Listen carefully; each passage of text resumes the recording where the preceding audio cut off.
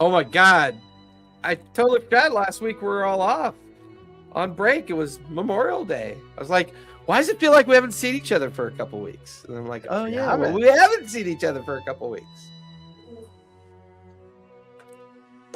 So what level are we? I think you're level. Did you guys finally get level 6 or you're level 5? Oh, wait. No, I'm sorry. We were leveling and then I got into the Neon Odyssey thing. No, we're 7. We're level 7. We're level 7? Yeah. Okay. So that would make sense because tonight is session 30, so that would make sense. Yeah. I was like, we're not 6 because I got good spells. We're not 6. I got good spells, biatch. Yeah, I got like 4th level spells now. What are you talking about?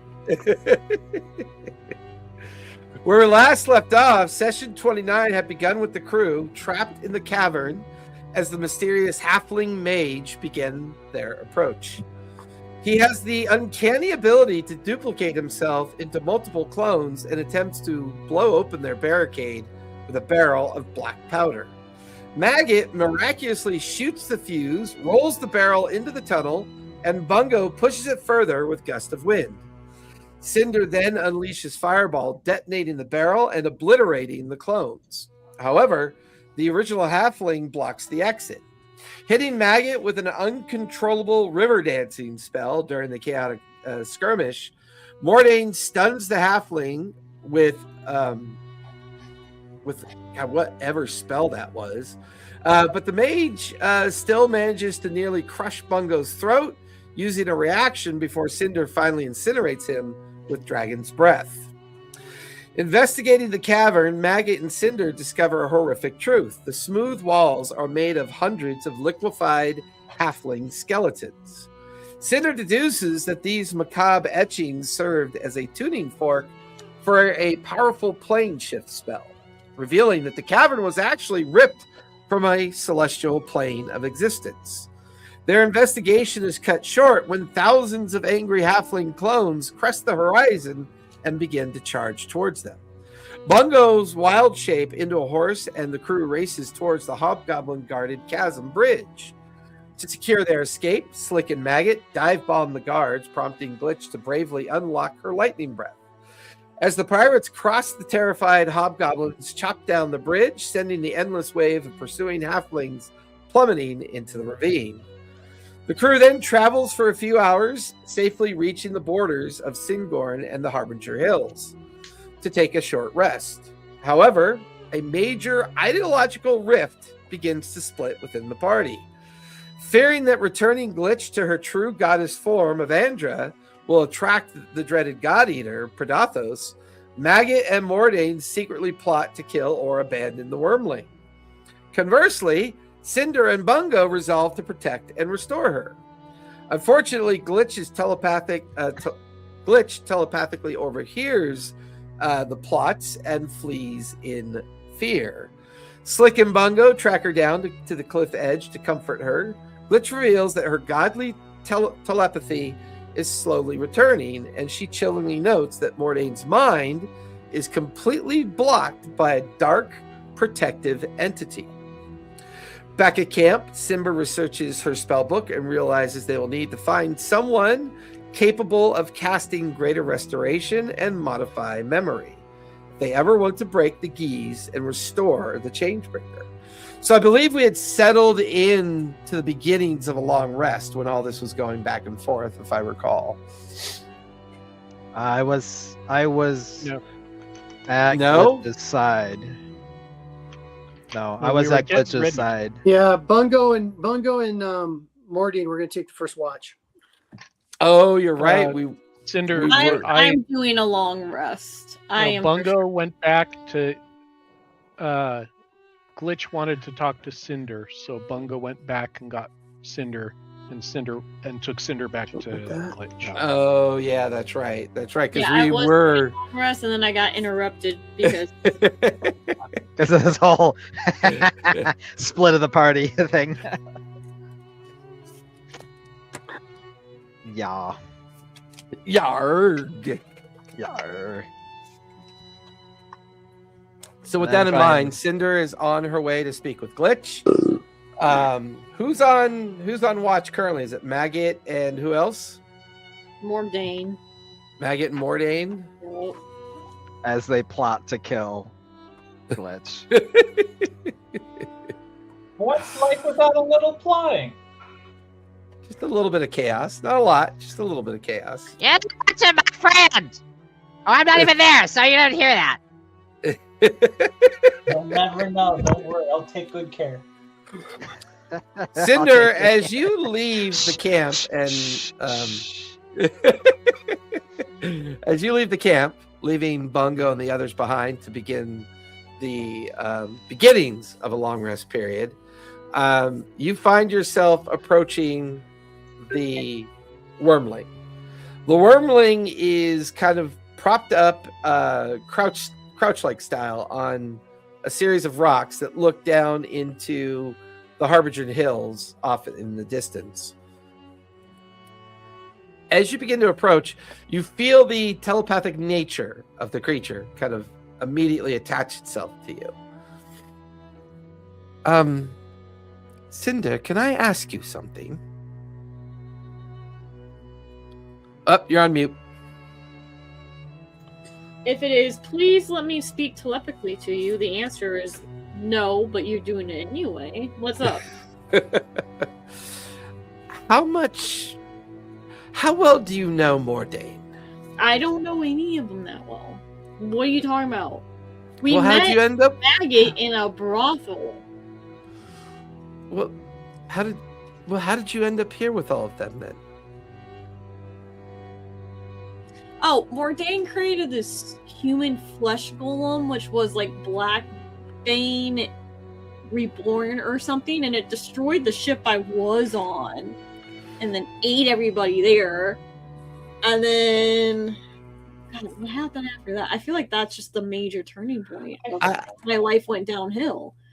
And then I think I met Slick and Glitch next. And then Sephora, who, thank God, is, dead. Creepy. She was creepy AF, let me tell you. Be glad. I prefer Maggot over Sephora. I'll tell you that much. And Maggot is trouble. The asshole faked a death on us. I was generally concerned for his well-being. Yeah, so was I. I was like, make a death save. He's like, oh no, I'm just pretending. I was ready to that the epic. It almost makes you wonder if we could come up with a passive deception. There you go. Glitch looks over at you, but you're a wizard, right? Yes. I am a lover of magic and arcane things. I guess that's the term for a wizard. Bungo seems to think you might be able to help me. Do you think you can help me? I know what we need to do to help you. I don't know if I am capable of doing it myself at the moment, but I know what we need to do to help you if that's what you choose. You see, I'm also a big proprietor of choice. So if you choose to do this, I can help. I will do my best to help you. If I somehow am able to do what needs to be done, I will do it.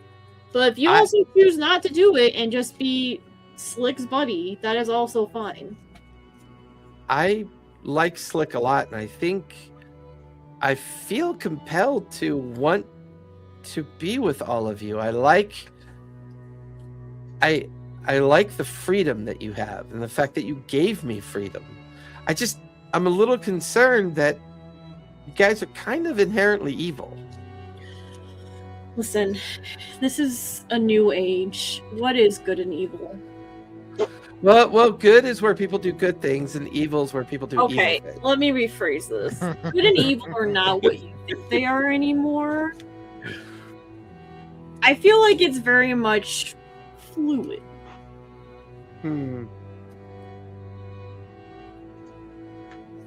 Yes. What?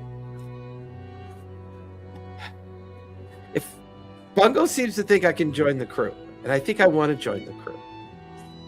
if you can help me get my memories back and teach me how to cast spells again, I don't think I want to be Avandra anymore. I like this form. I know the halfling god of the dead did this out of their own sense of protecting their own kind, but I like the idea of being in this form. I like the idea of no longer having the responsibility of being a god. And even if I were to restore my godly form, I'd have to deal with Predathos, and I really don't want to deal with Predathos. No one wants to deal with it. Me least of all. 1 second. Hey, that's not for you. You right under the bed. I feel like Cinder turns around and tells Slick, "Stop it." Go to bed. Out of Slick. here. Like, what the hell? You guys are like, you've been quiet for 5 minutes. What's going on? Oh yeah, this is all my thoughts, isn't it? Oh Yeah. Hold on. Hey. Did you forget what to say? Oh my god, you're so big. I hate You it just when- open up your mouth and a few words come out. You maybe form sentences. I don't know. Like, Okay, so I can tell you right now what we need to do is find someone that can cast Modify Memory. That can bring back your memory. For your Which will allow me to be able to learn spells again. And I think if I can learn spells, I can contribute to the team. I mean, don't get me wrong, my having Maggot and Slick help me get my fire or get my breath weapon back was pretty cool. that definitely helps the team. You flying Slick to safety because, you know, he is like our main architect of making cool things is pretty important. Bungo's the captain. If you could fly him to safety too, that's pretty important. So, I mean, you are doing pretty important things. I don't want you to think that you're not. Like, listen, I can set stuff on fire. It's kind of my specialty. And Yeah, blow stuff up. But Maggot and Mordain don't seem to want me around. Maggot and Mordain don't want anyone around. Don't be offended by this. Okay, that's a lie. Maggot wants people he can sleep with and steal from around. Mordain kind of doesn't want anyone around.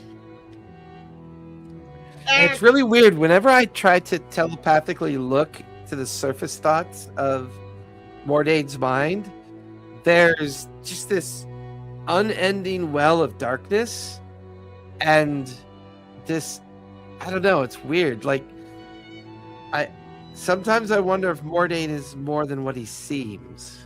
Storyteller, do I know anything about this? Just from my interactions with Mordain? Like, do I know? Your passive insight would tell you that Mordain's done some kind of freaky shit.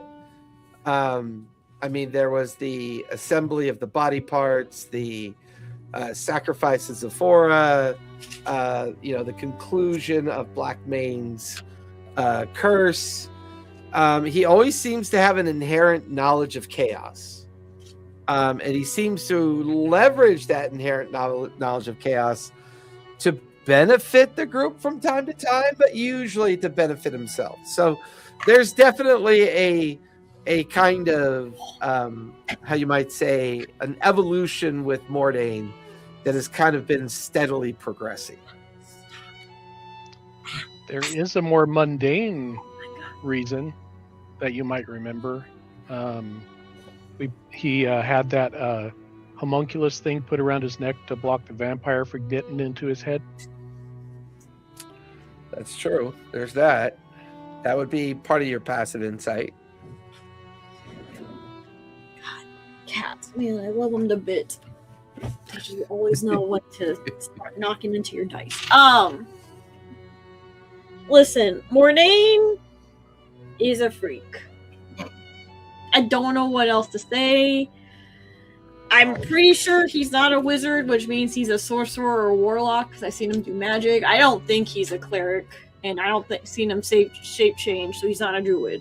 So based on my arcane knowledge, I'm going to hazard a guess he's either a sorcerer or a warlock. And if he's a warlock, that darkness is probably his patron, and you know what? When that bites him in the ass, that bites him in the ass.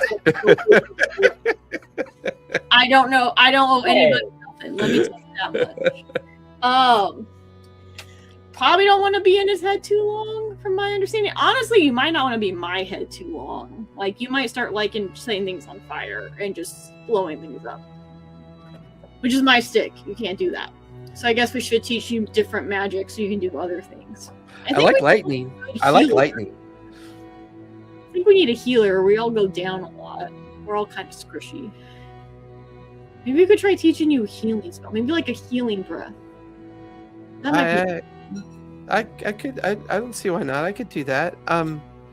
Thanks for talking to me, Cinder.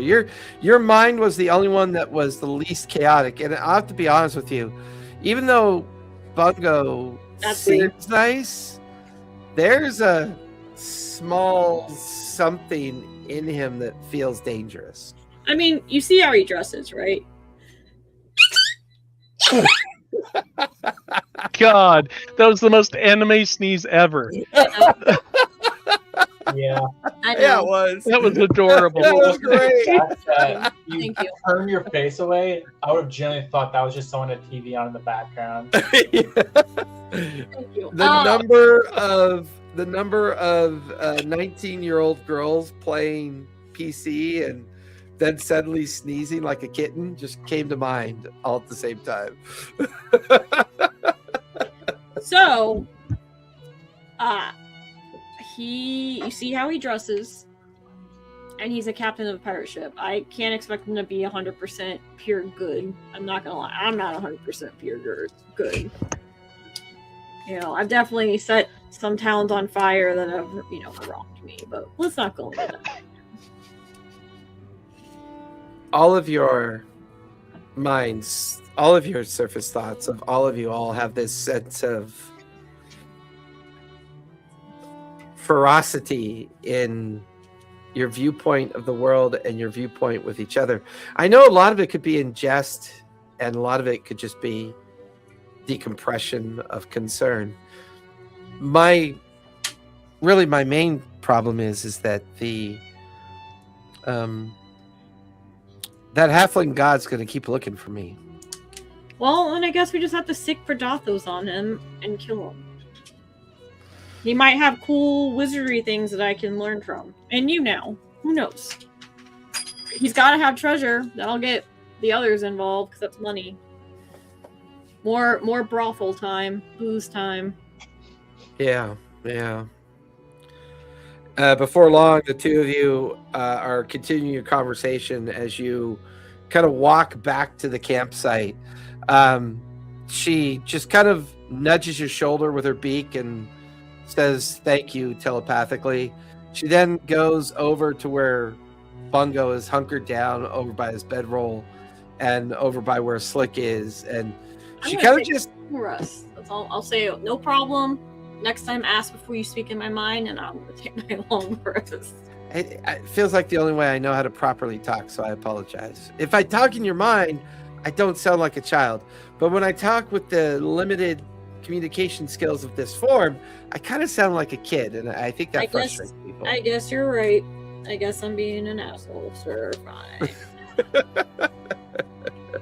Slick, you watch as Cinder and Glitch come back into camp, and eventually Glitch kind of curls up into a kind of, how dragons curl onto their side, and just, their head over their arms and their tail wrapped around their body, and eventually Glitch just falls asleep, just kind of drifts off to sleep.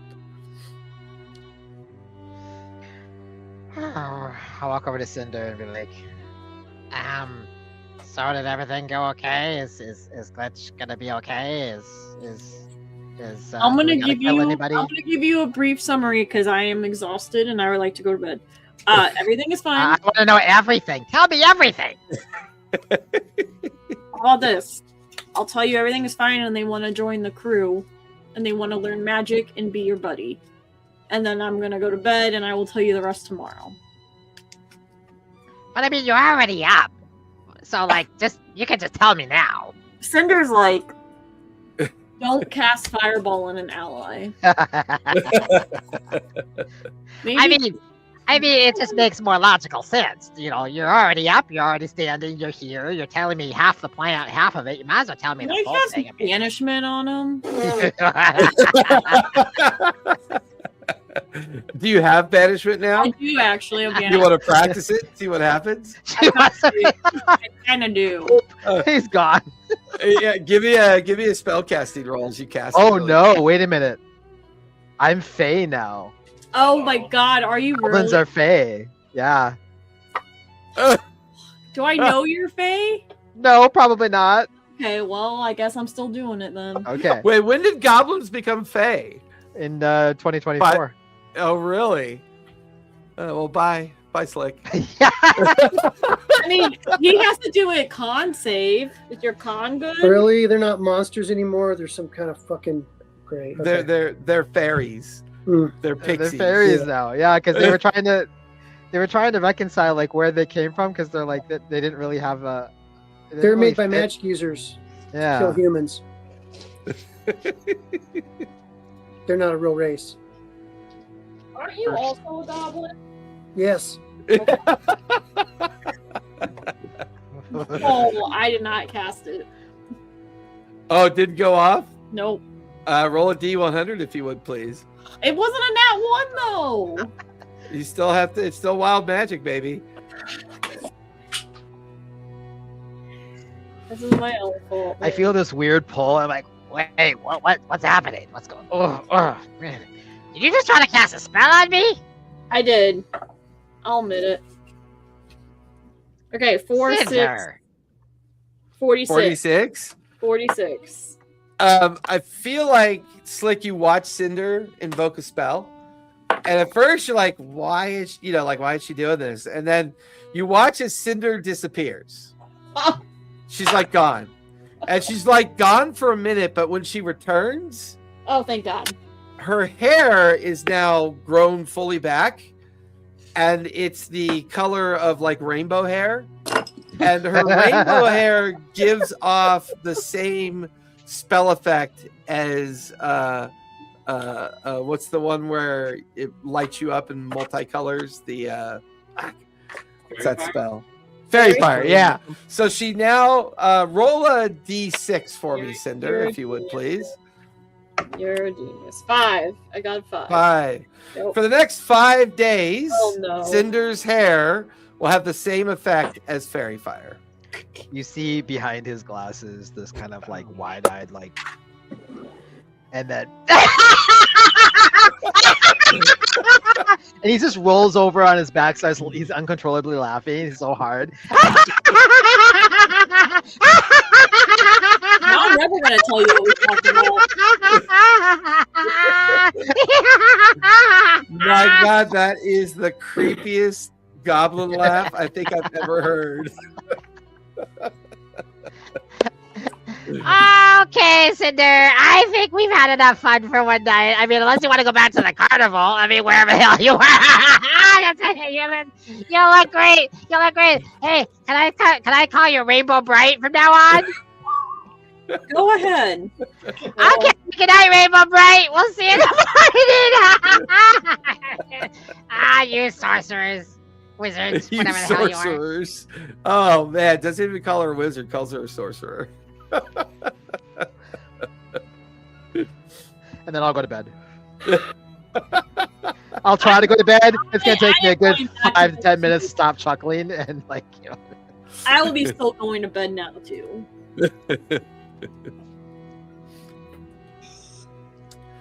Maggot, you're on first watch. Go ahead and give me a perception check, if you would, please.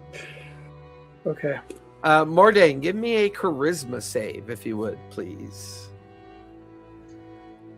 23. Okay.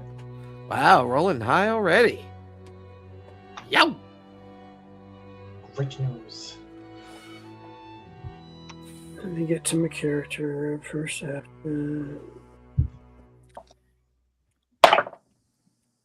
18. 18. As everybody else drifts off to sleep, well, whatever their version of sleep might be. Maybe Cinder falls asleep reading her spell book. Slick is like curled up into the legs of Glitch and is snoring blissfully with a nice, you know, when people laugh so hard they get a runny nose.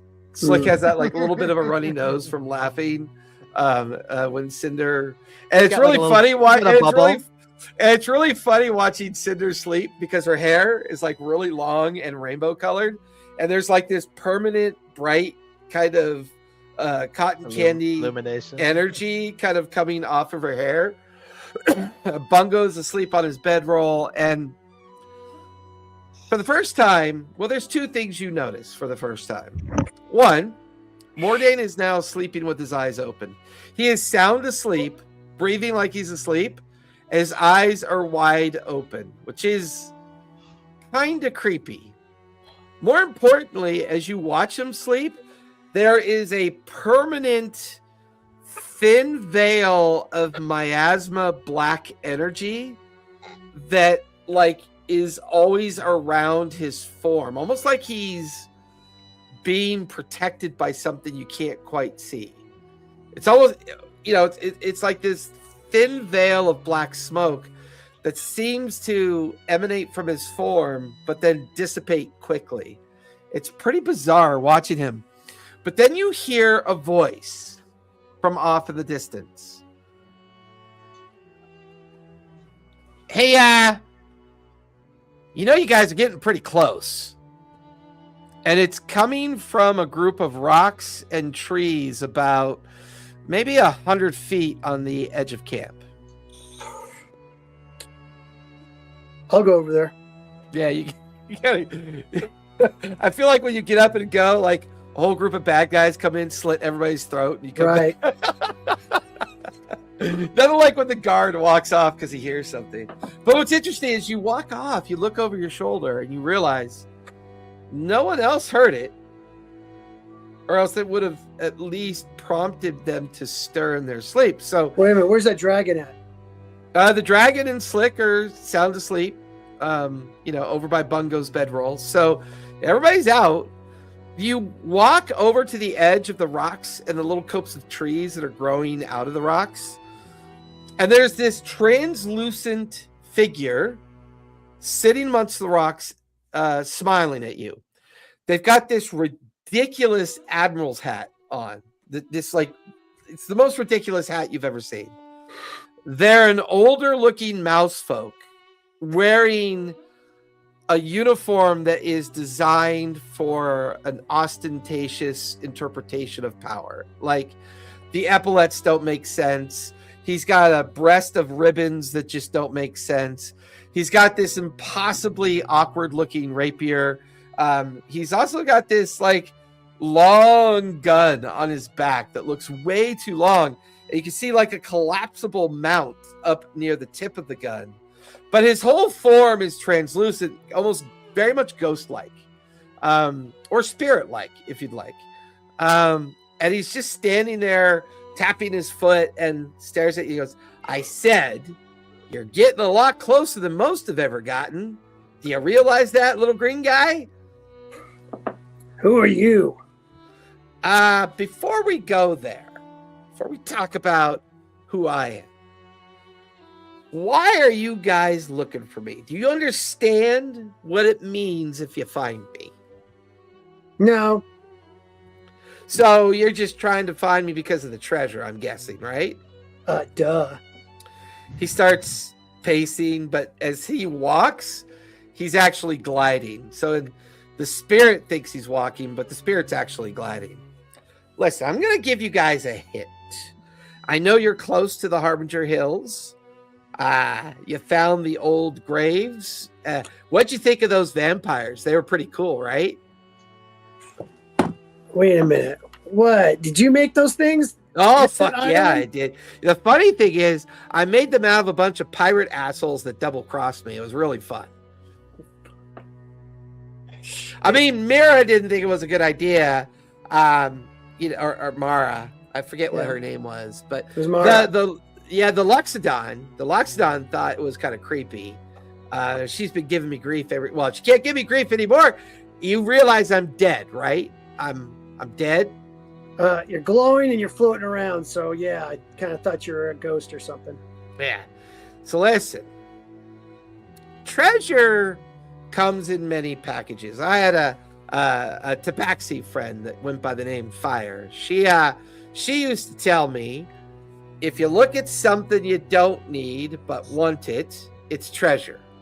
If you look at something that you want and don't need, it's still treasure.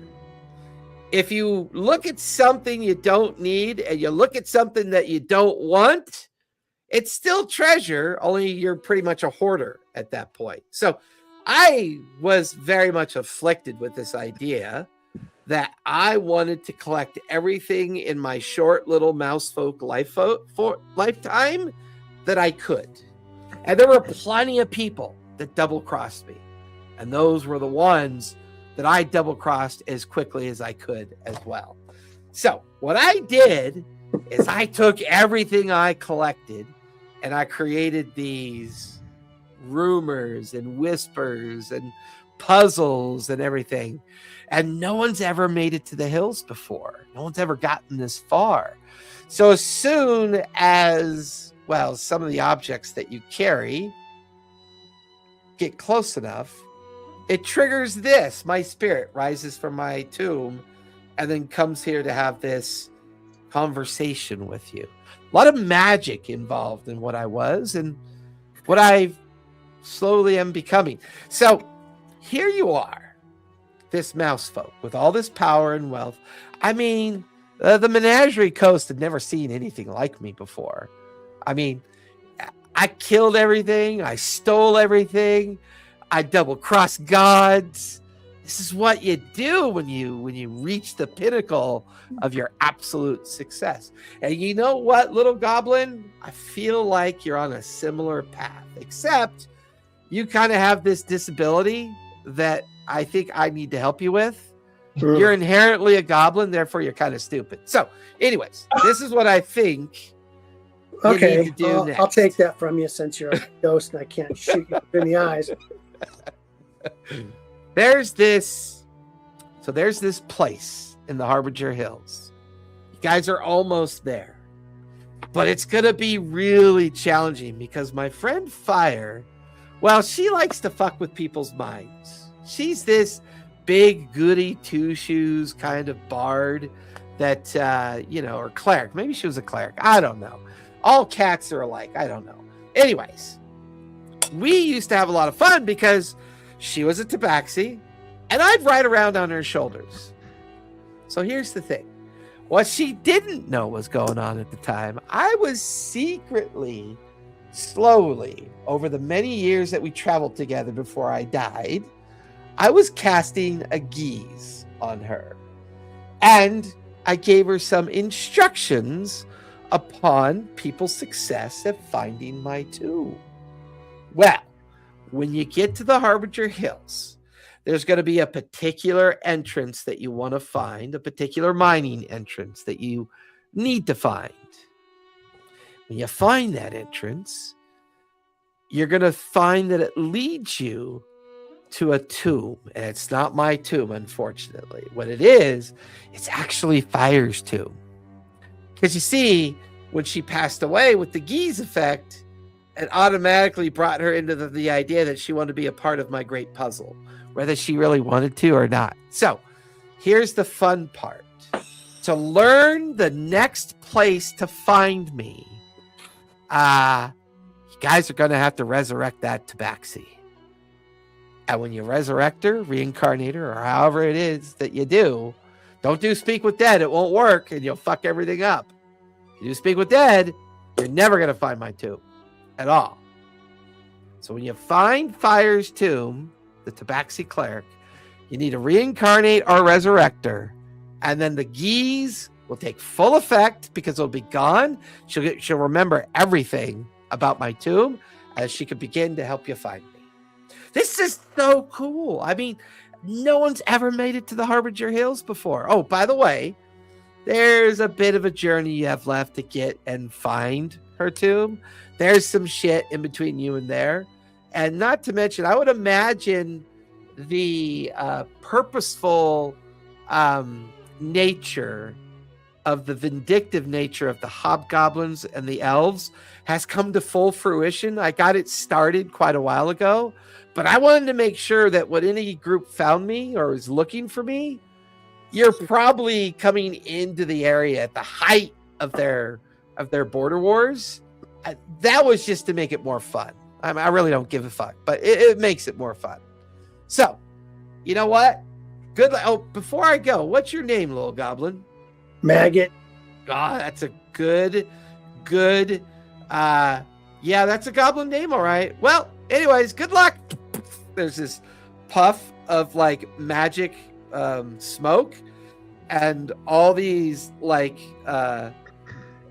little glitter bombs kind of fall to the ground, and you're just staring at where the spirit was, and the spirit's now gone.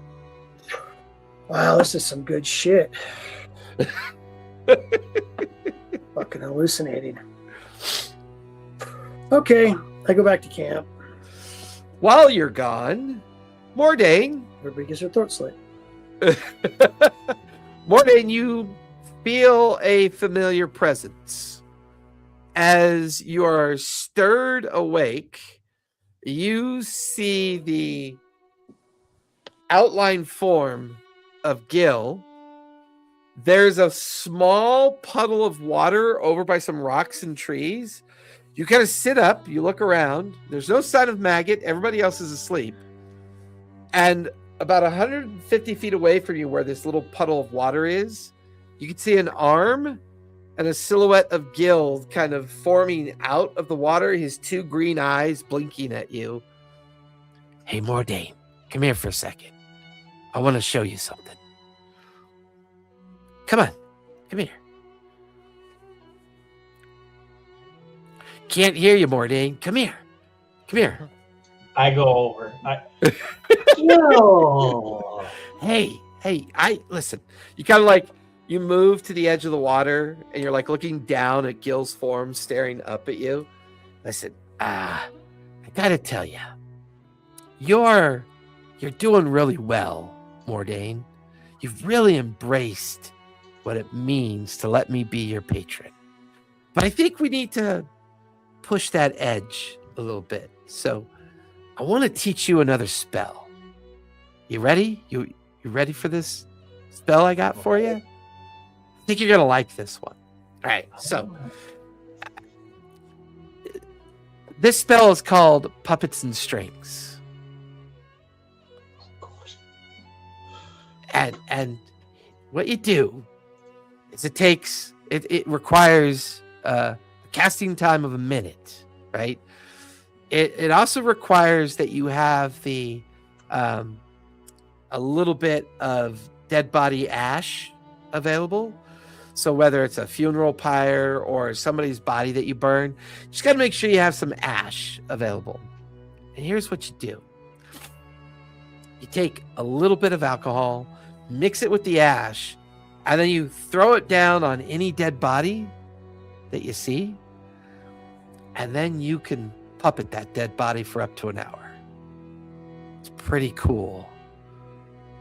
It could do little things for you, like go fetch things or stand on watch or even attack things for you. And it's not quite necromancy, you see, because what I want to teach you, Mordain, is I want to show you how chaos can be used to tug at other people's strings. You remember some of those mind fucks you were doing to your friends? And this insightful chaos that you're beginning to learn? Yes. Think how cool it's going to be that you can like bring a creature to animated life, puppet it and give it instructions and just create all sorts of chaos. People are going to think it's undead. It's not undead. You see, it's tied to your physical will, Mordain, because I want you to start practicing what it's like to feel the will of another creature or entity. And you could feel yourself pull on those strings.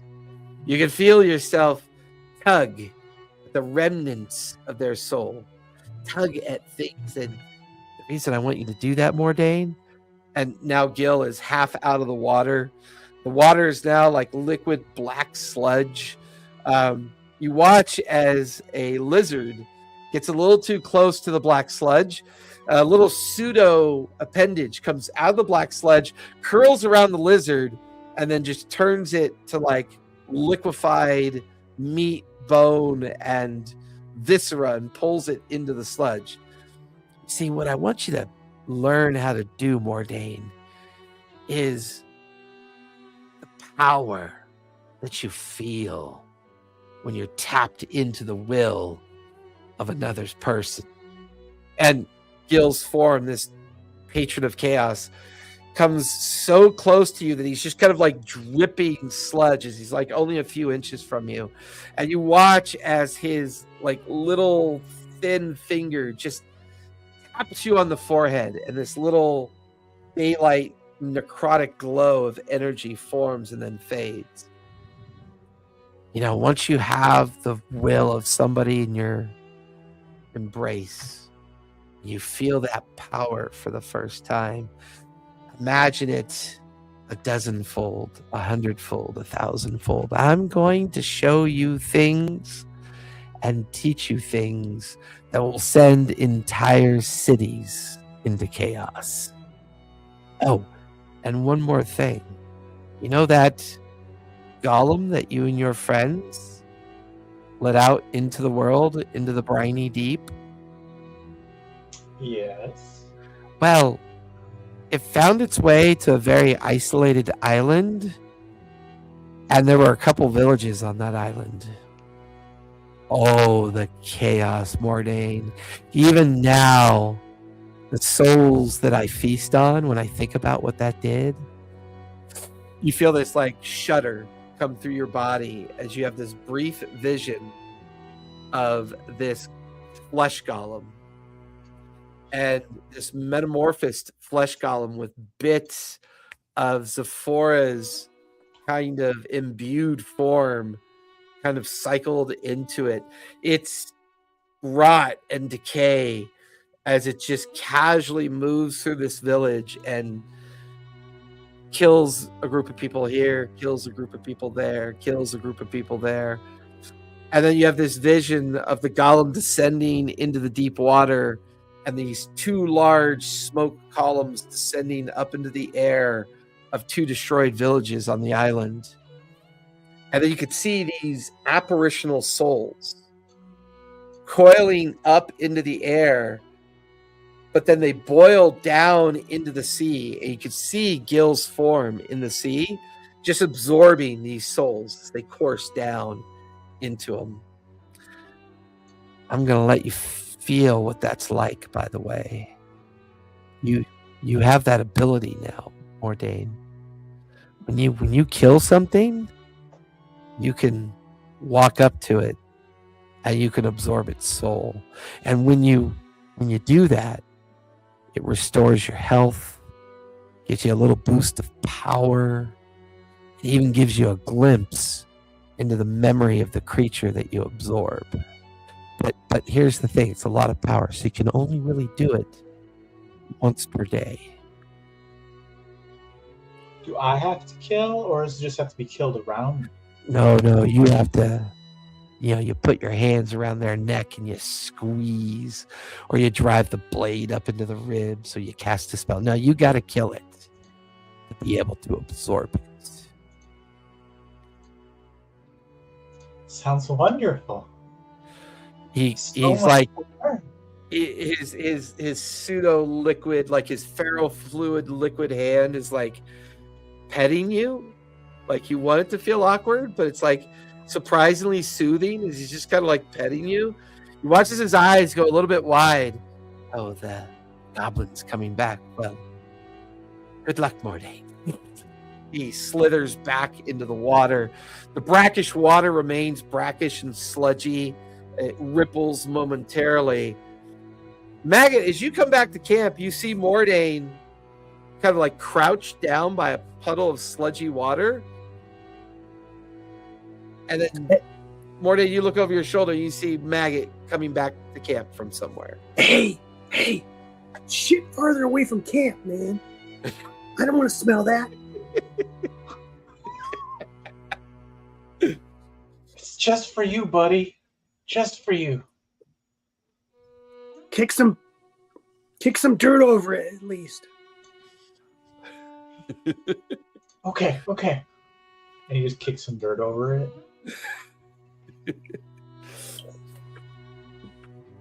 Who's taking second watch? I think I was second watch. Yep, I think you are. So as the maggot goes and curls up on his bedroll, falling asleep.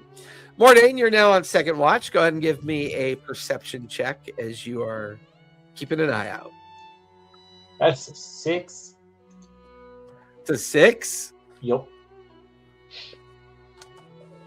I would say, based on that, Mordain is preoccupied with like the spell that just kind of was given and the ability. I imagine he has something of some person's dead action. I think he's gonna look for like a lizard like that he saw get liquefied. Like, what's a little creature that he could kind of begin to get that? I would say you see like a small chipmunk, kind of over on a rock eating some kind of leftover food that somebody had tossed on the ground. I am going to use a little bit of what's left of my my patrons, the original patron, the patron of the death, to kind of call up one of the tentacles to kind of put it in place and just break it. You watch as the tentacle kind of like comes out from underneath the chipmunk, and it wraps around the chipmunk and it cracks its neck. And the tentacle like comes over and brings the dead chipmunk and drops it in front of you. And then the tentacle fades into the ground. And I'm just going to use it to kind of just pull, look for a soul or something to pull from. You got to cast the spell? Yeah. All right. It's a second level spell for you. So give me a casting roll, 12 or higher.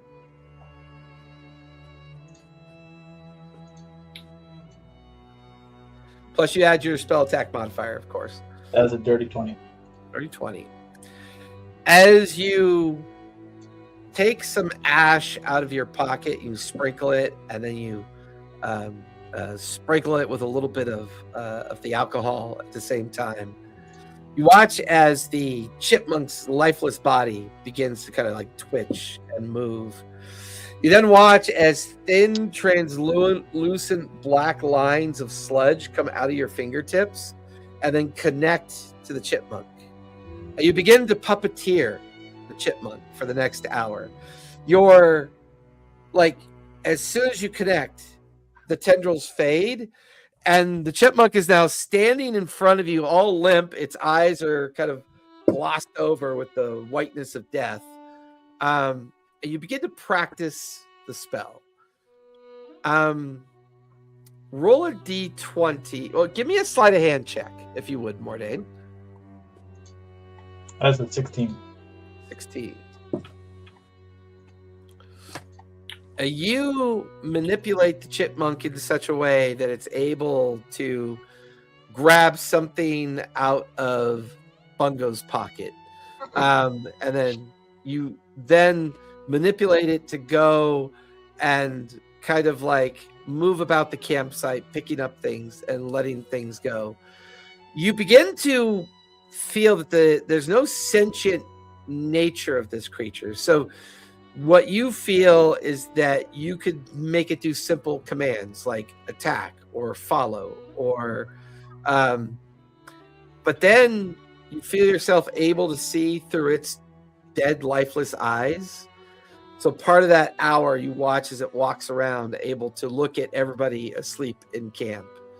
And then when that hour is up, you watch as the chipmunk turns to ash, which allows you to collect its ashes for the next spell component if you want to cast it again. I'm gonna do that, yeah. Okay. Luckily for you, I rolled shitty on the d20. So the only thing that happens is a little bit of a rainstorm is beginning to form off in the horizon. Who's taking third watch?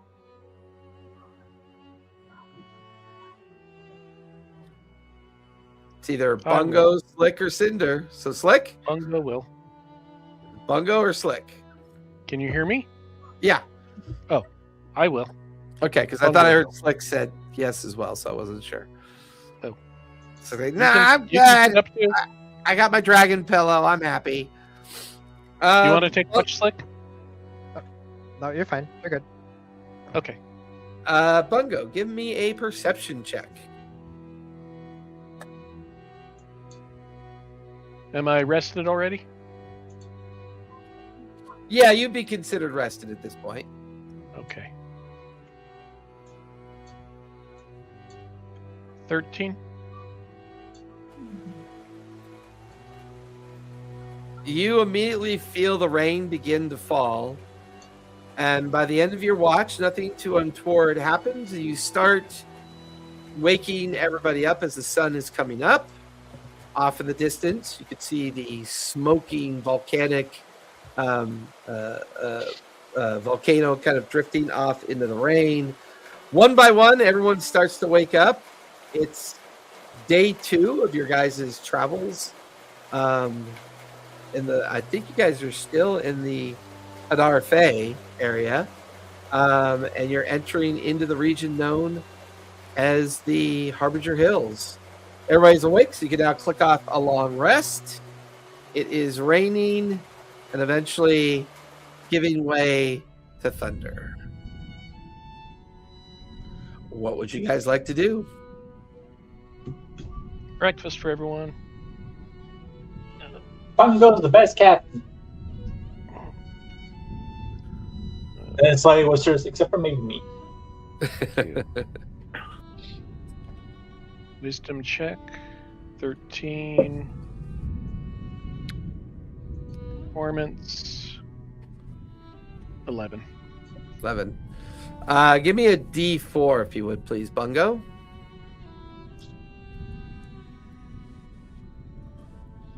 Four. Okay. Does anybody participate in eating Bungo's breakfast? I ain't missing out on Bungo's hearty pirate breakfast of oranges and rum. Anybody else? Sure. And Why Glitz not? and I will wait until Maggot is a few feet away from the food before we have our breakfast.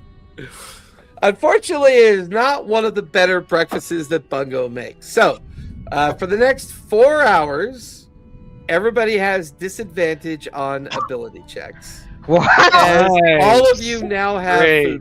food poisoning. Bungo! I'm sorry, He He guys. rolled a 13 and 11.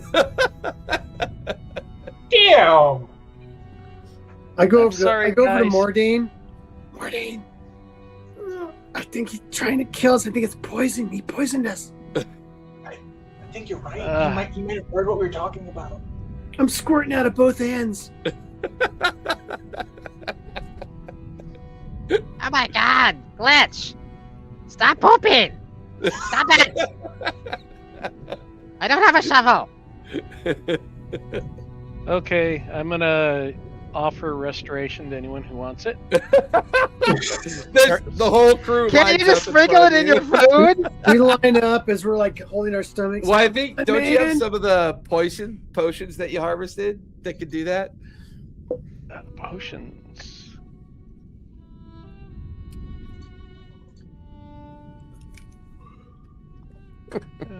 Nope. Needs of refreshment.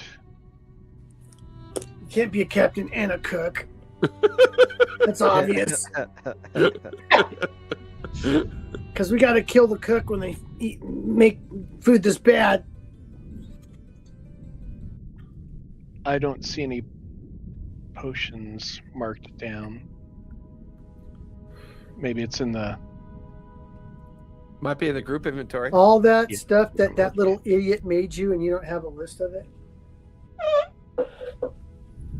I have potions of healing. Oh, that's Potion. right. Maybe.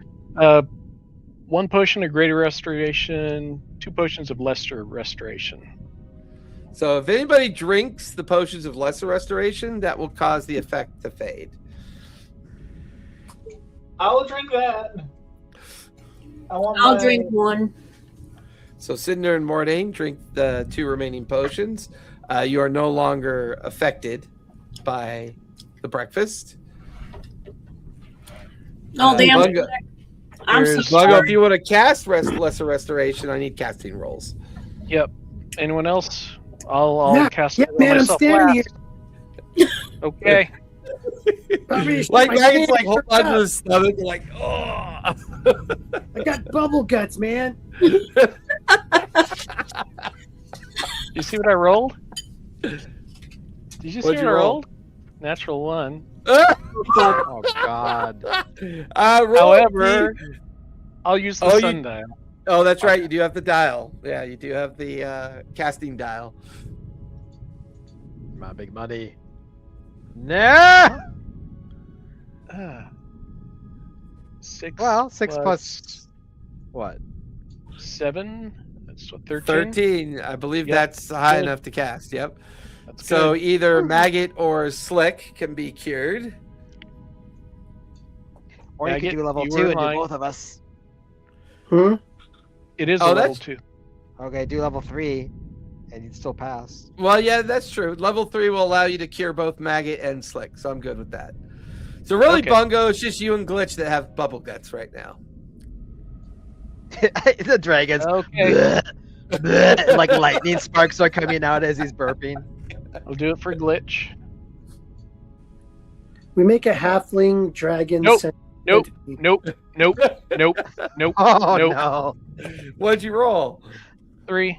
A 3? What are you Yeah. rolling? On D&D Beyond? Yeah, Yes. he's rolling the Oh, beyond. you idiot. Don't use that. I tried using that shit. It does not work. We know. I know it keeps giving random numbers. That's fucked up. It's so fucked It up, does. man. It's almost too random. 40. 40? Yeah. And you're casting greater or lesser restoration? I was gonna do one at a time. But you're casting lesser restoration, right? Yeah, I only have lesser, I think. Roll a d6 if you would, please.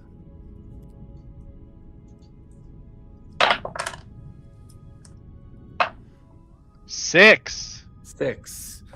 Big For the money. for the next 6 hours, you now have 2 points of exhaustion. Which means I believe that is in the 5.5 rules. It is what they do. They changed exhaustion. Oh, -2 per level. So all your ability On- checks. Just So on all all your rolls? ability, no, all your D20 D20. contest rolls. D20. So anytime you roll a D20, you're at -4 Oof. for the next 6 hours. Oof. And like Glitch watches the spell fail, and Glitch just barfs, just like this huge voluminous Right in your face.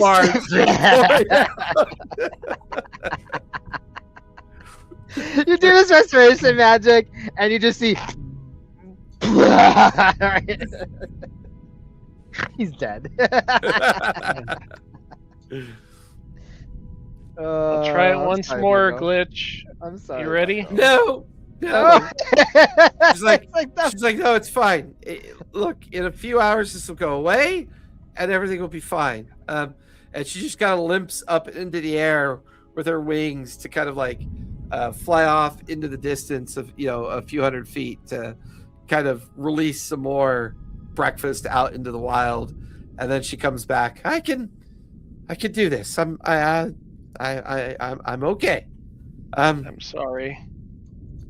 I'm sorry. Just got to remember to wash your hands before you cook. It's fine. It's fine. I'm sorry. Well, what's our plan? Belfry, by the way, is perched up on a nearby rock.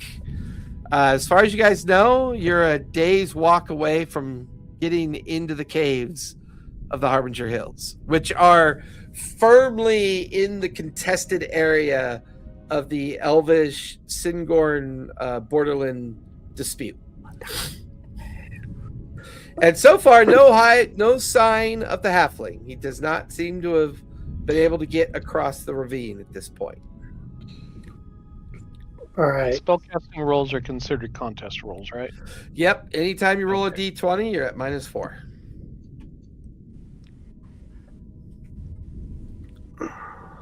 All right, guys, let's move out. We're gonna be going kind of slow because I'm gonna have to feed the trees along the way. You're disgusting, Bungo. I know. Your food's disgusting. I know. What did you do today? What came over you? Did you try to poison? I ate it too, dumbass. Yeah, but you could have like a, what do they call it? You know, the thing that makes you not. Antidote? Yeah, an antidote. You could have had it. Like you feel like Why didn't I Mordane's packing take up his shit, then walks by, antidote, and keeps walking.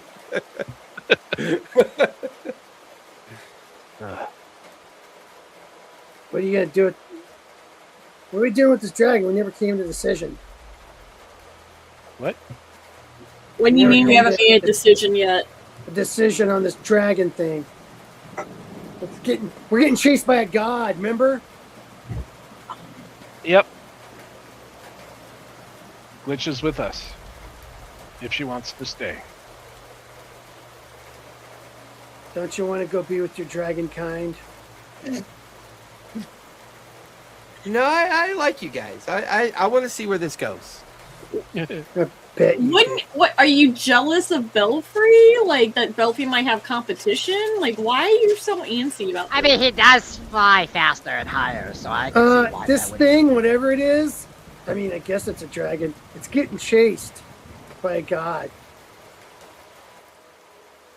So So, we were don't getting really wanna chased be by, around we were it when getting it chased finds- by things. It happens. I'm gonna just say that we're probably being chased by whatever fucked up monster your friend Mordane has released on the world. No, we're getting chased by a million halflings right now. You just as Mordane's walking away, he probably just hears that, turns around, is like, no, confidently walks. Yeah, like no, it's definitely not chasing us. And then he just walks off. Well, I do know one thing about dragons. That was the most coherent I've ever heard of Mordane. Hey, Mordane, isn't it true that dragons want to have hoards of wealth to sit on, and now apparently throw up and poop on? Dragons want to have hoards of what they consider treasure. So the That's question right. is, So what? So of course she's gonna go with us, so she can steal all our treasure and have a hoard. well, Or she we can don't- help carry it back to the ship, dumbass. Oh, I bet you. I'm sure she'll help carry it back to the ship You know, she could probably help carry you back if and then you kill go us all. There, I said my piece. I don't trust it. Whatever it is. Peace has God, nothing to dragon. do with it except you're a piece of something. Keep And we're walking. Boy, sick Bungo is not a fun guy to be. No. Finally grew up here, huh? You know, having Hey. discussions with your enemies. Question, About Maggot. brunch? You do realize that if we Well, I'm keep talking to you. if we keep Glitch around, you no longer have to fly Belfry into danger. Why is that? Because we could fly Glitch instead, and you could keep Belfry safe. Isn't I that don't like your think he cares about- companion? Keeping anything safe except his ass. It's my mount. I don't care. That's what we do. We fly into danger. You think that thing's going to fly into danger for us? Just wait. Or I we guess run we'll away. find out. You know what? guess I we'll just- find I out. You just do realize I that he thought can about hear something. everything that we are saying because I understand Bungo's hello, tactic now. last time. So I'm only gonna say good things about.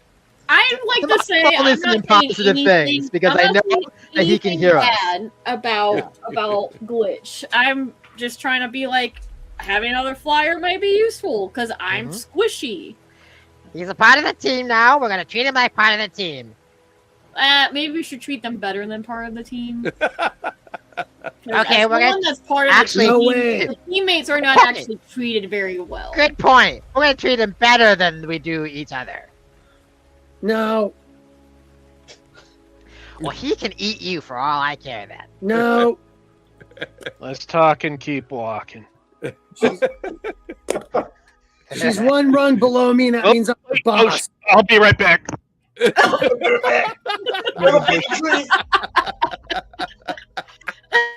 Here's your. You know what, Maggot? I agree. It's camp one below you. I can agree with that. What? Does anybody know where we're going? Yeah, the Harbinger Hills. Does anybody know where that is? Entrance. Does anybody know where that is?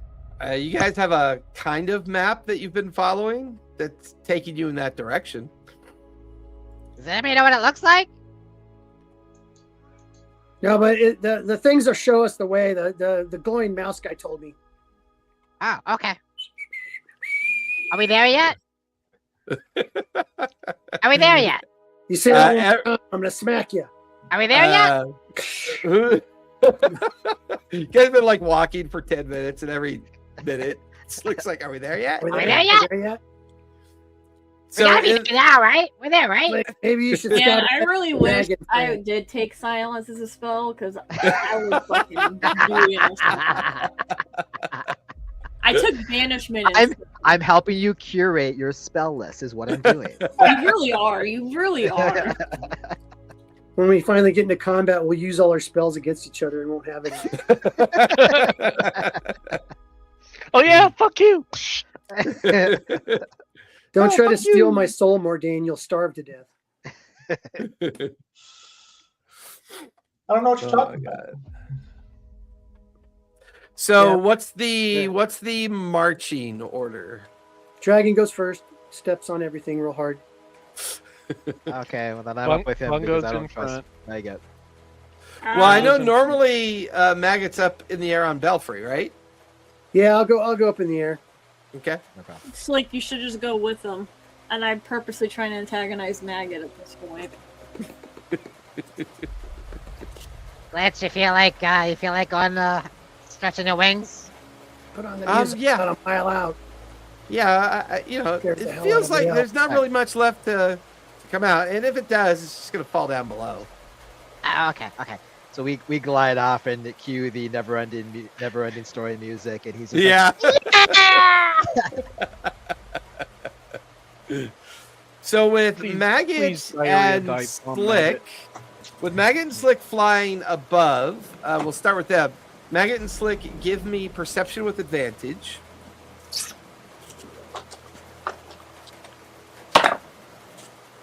Dude, what I gotta do? Cinder, I'm gonna be counting on you to use your intelligence to help spot 18. trouble too, because I'm not at my best. Okay. I got I an got 18. Captain. I got a 30-20. 30-20. Flying up here, you guys are able to better guide the team in the general direction that the map had indicated. There are a series of trails that kind of, some go up on the high ground, some take the low ground, some kind of wind their way through some of the more broken hills. Slick and Maggot, you both see it at the same time. You can see what looks to be the remnants of a battle up ahead. You can see corpses, you could see burnt out equipment, you can see burnt out, like a rather large burnt out fortification up ahead. And all the trails seem to wind up to it, and then they continue on beyond it. It's almost like you guys are approaching a border fort that has been burnt and involved in a big battle. Like recently? Give me an insight from the distance that you're at. So yeah, give me an insight check. I only got 12. Hard to tell from this distance. You probably need to get a little bit closer to figure that out. All right, I'll get a little bit closer. So as you start descending down and getting closer, give me another insight check as you get closer. We put the music on about a mile out. Scares the hell out of the elves. What is it? Insight? Again? I got 18. 18? Slick, you watch as Maggot disappears lower down towards the remnants of the burnt out fort. Maggot, now that you're hovering over it, there's at least 2 to 3 dozen hobgoblin corpses and maybe about 2 dozen elven corpses. There's smoldering damage to the fort. You could also see trails of smoke coming off of things. You get the feeling that this happened either early this morning or late last night. Okay.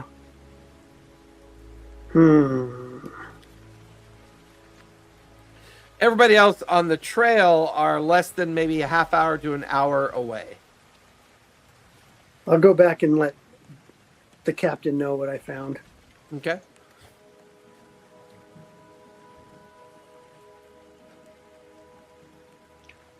Did you see any way to go around it? I mean, you go off the trail, but it's pretty hinky off the trail. So all the trails lead to it. Then we just have to go around there and continue on with the trails. Okay. You don't think there's any survivors hanging out hiding, do you? Hell, who knows? I didn't see any, but there could be somebody hiding in there. All right. Circle and keep an eye out for movement. If you see something, let us know. Okay. All right, so I'll go back. Yeah, as you go back. Slick, what are you and Glitch doing at this point? It seems that Maggot is going to keep an eye on the burnout fortress while everyone else continues on the trail. I think we would do a kind of a wide berth around to see like the outer surroundings from that spot. Okay. Just to kind of see like if there's any like trails. If you're taking like, more time, since you're going to take more time while they're so Bungo, Cinder, and Mordain are down on the trail coming towards the burnt out fortress. They're about maybe an hour away from reaching it. Maggot's circling over the fortress as if to keep an eye on it, and you're doing a bit of a wider berth around it. Since you're going to do a more specific search, you can give me investigation or survival, your choice. Survival +1 investigation. Oh, we're doing investigation. That's a 14. 14.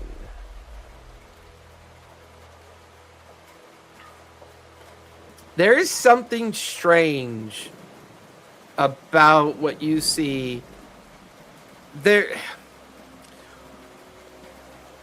Although you wouldn't know this because he went back and reported to everyone else while you were still up in the air. There's definitely something strange about how this fortress was destroyed. You can even see, like, near, because like around the fortress has all been cleared out to be able to keep a good eye out on things. The fortress appears to be made in the kind of traditional way that hobgoblins would make a very kind of military like encampment, because you're goblins, so you're goblinoid, fae, whatever, however they label you now, right? You have a familiarity with Goblinoid's fine. Yeah. You have a familiarity with their construction standards. Elves don't make anything that looks that ugly. Right. But it feels like something destroyed the fortress all at once. And the perimeter is clear. And there's no sign that anyone like snuck up on the fort. Like you would expect to see siege equipment or signs that someone had snuck up on it. So you're not really seeing indications, but it's hard to know for sure from up in the air. Do I get the sense maybe it was an aerial attack? What's your passive insight? It's only 11. Only 11. Yeah, give me an insight check or a nature check if you'd like. I'll do nature. Oh my god. It's horrible rolls. It's an 8. Yeah, you get the feeling the only way you're going to be able to figure out whatever happened is to actually go down there. Can I go wider? Can we go wider on the berth and see if there's anything, if there's like landscape as you go wider out, to take a better look.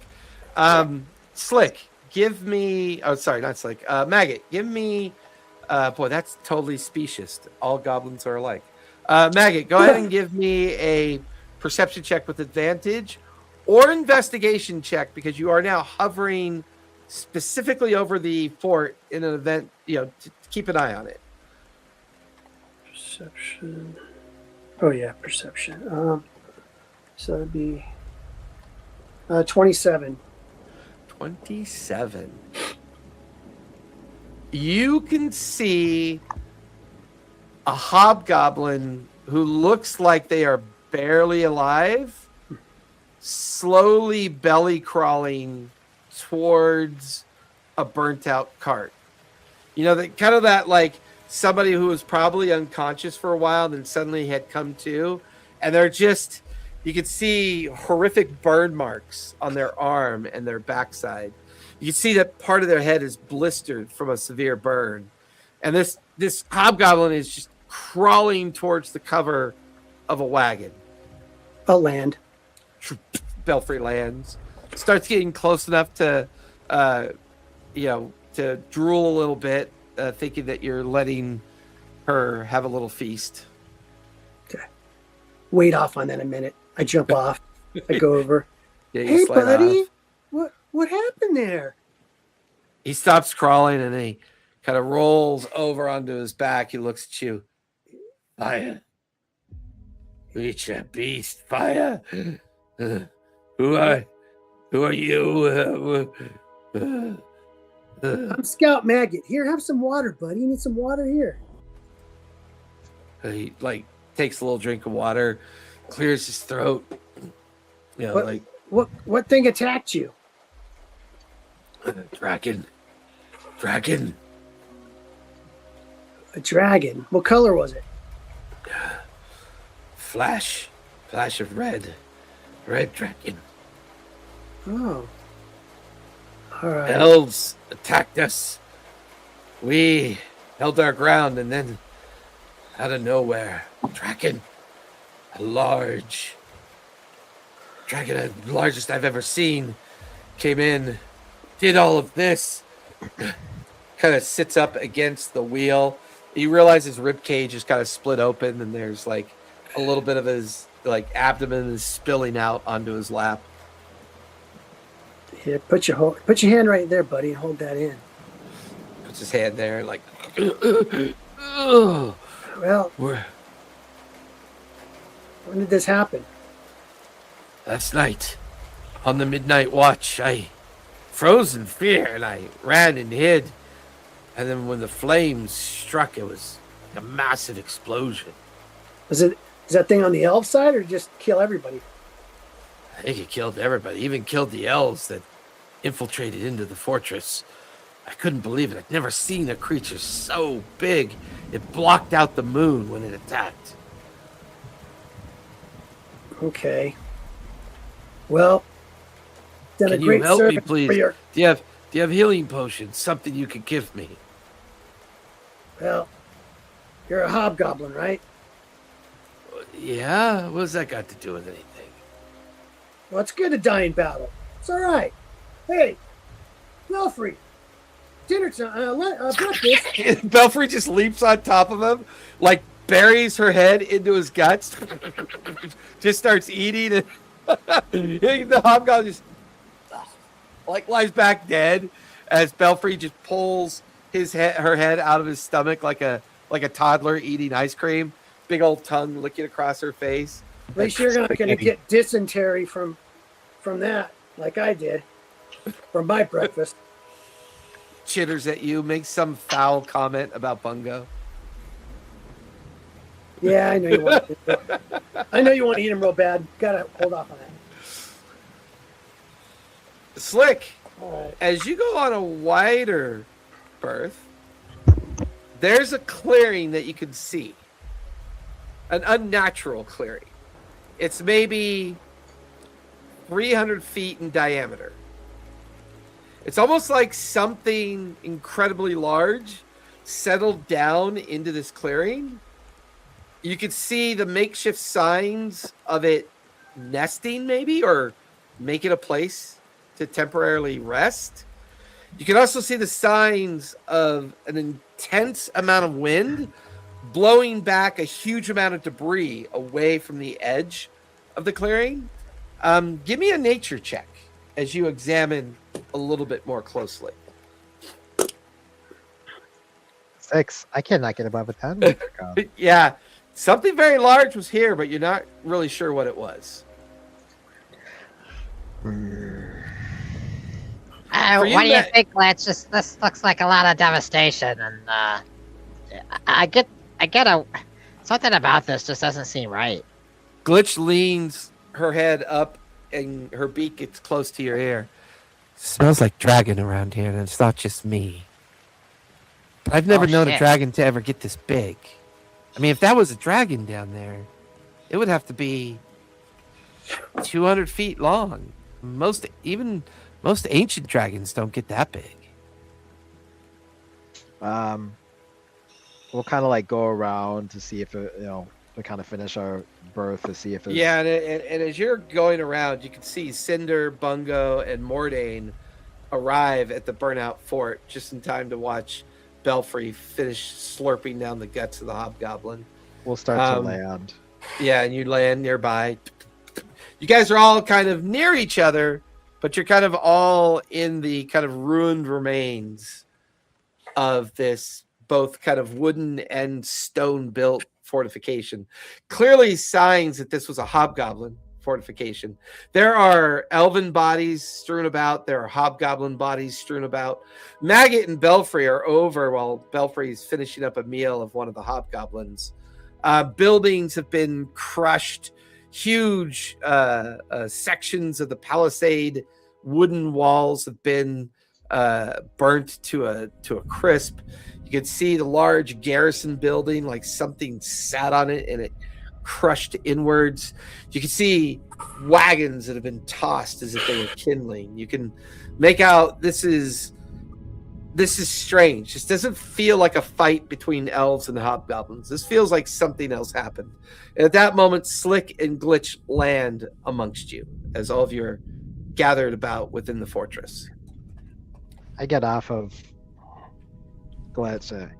Hey guys, let's just smell another dragon around, or lingering smells of a dragon. But he says it's a massive dragon. And I get the eerie feeling that this was done from maybe an aerial assault or something. I don't know. Kind of makes sense. Yeah. Belfry's breakfast told me that. A huge red dragon came down and burned everything up. Oh shit. Okay, so we're dealing with oh great. Should we go now? Maggot. Okay. Mordain, do your ritual for detect magic.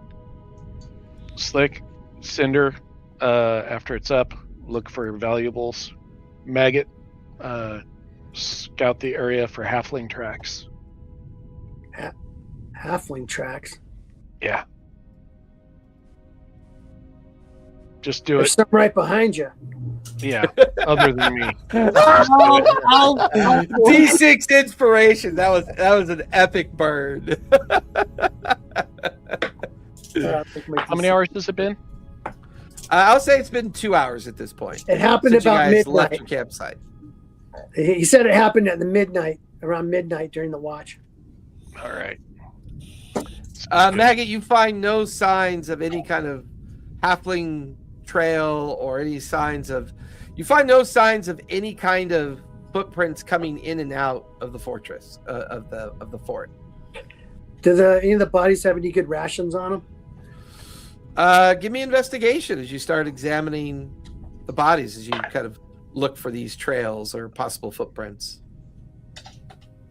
Investigation.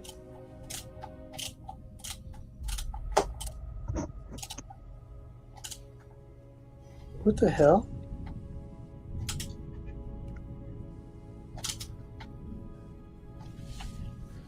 Why would it? Oh, there. Why is it up there? Oh, it's pinned. That's why. Weird. Okay. So I got a 15. 15. Most of the bodies that you see strewn about the fort, they're skirmishers and kind of scout-like individuals. They all have bows that have been burnt beyond usability. Their swords and daggers don't appear to be particularly magical. Their equipment is all tattered or burnt to a crisp from what can only be described as a series of like craters that their bodies are located near. Not really much survived. Okay. You managed to gather up maybe 76 silver pieces and like 40 gold coins as you rummage through some of the bodies. Okay. Yeah. All right. Well, I'll take back up to the sky with Belfry. You guys watch as Maggot gets on Belfry and launches back up into the sky again. Hey, Slick, come here. What's up? Slick, come here. You work with dynamite, right? Whew. Hold on 1 second. Sorry. Now let me summon a mint. Here's a mint leaf. Febreze. I'm sorry, you were saying? You work with dynamite and explosives, right? I do. Do you More think so- this? I'm just thinking about our godly friend, and I'm wondering if he did this. Do you think any of these explosions look like they're dynamite? And I will. Does it smell like dragon fire, or does Give it me a seem nature like dragon check fire as to me? You can give me a nature check. Finally, a decent roll, 21. Yeah, it smells like it could very well be dragon fire. Okay. You mean 18, 17. Because we're -4. Oh, you're right. Yes. Sorry. That breath says. I mean, you're the DC -4, was a man. 15, so you're still good. I mean, between Glitch, Slick, and yourself, I mean, kind of like kicking at the dirt and examining the burns. I mean, it definitely feels like genuine dragon fire. More importantly, Glitch is acting as if, this size of a dragon able to do this is very strange. Like, even her limited knowledge that she's gradually regaining and her kind of inherent knowledge of her dragon form that she has, she is genuinely kind of shocked by this. Do I have any insights on that? Hey, give me an insight check or I am history a druid. check. Yeah, give me insight or history. 16. 16. I mean, it's possible that this is the effects of an ancient dragon. It's also possible that that this is a definitely My brain like is leaning toward the idea that this might be that godling or that god. no, dragon. because even Okay. that kind of power expressed by a god would definitely get Predathos' attention. So you get the feeling that this halfling is desperate to recover Glitch, but it did it in such a way that it's trying to not use its power to too much of an extreme. So it's overuse of its simulacrum ability to conjure thousands of duplicates of itself was more of like the extent of the power it's willing to use. This feels like something new and different. Okay. All right. Ordain, did you complete the ritual yet? Yeah. Any magic? I imagine that when he said that, I started the ritual. So Yeah. Detect magic within 30 feet of you. Give me investigation with advantage since you do have the magical bubble up. and I don't have the shits anymore. No, you don't. Just me and Glitch. Glitch goes, what? And there's like a little bit of puke drool coming out of the corner of her mouth. Got a 9. A 9? Yeah.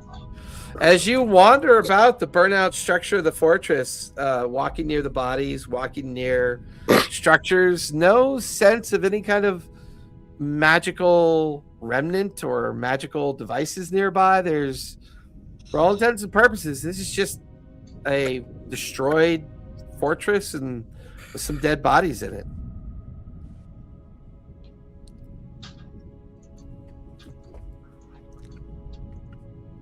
Maggie, you're back up in the air. Mm-hmm. As you are looking about, give me another perception with advantage because you are in the air on Belfry.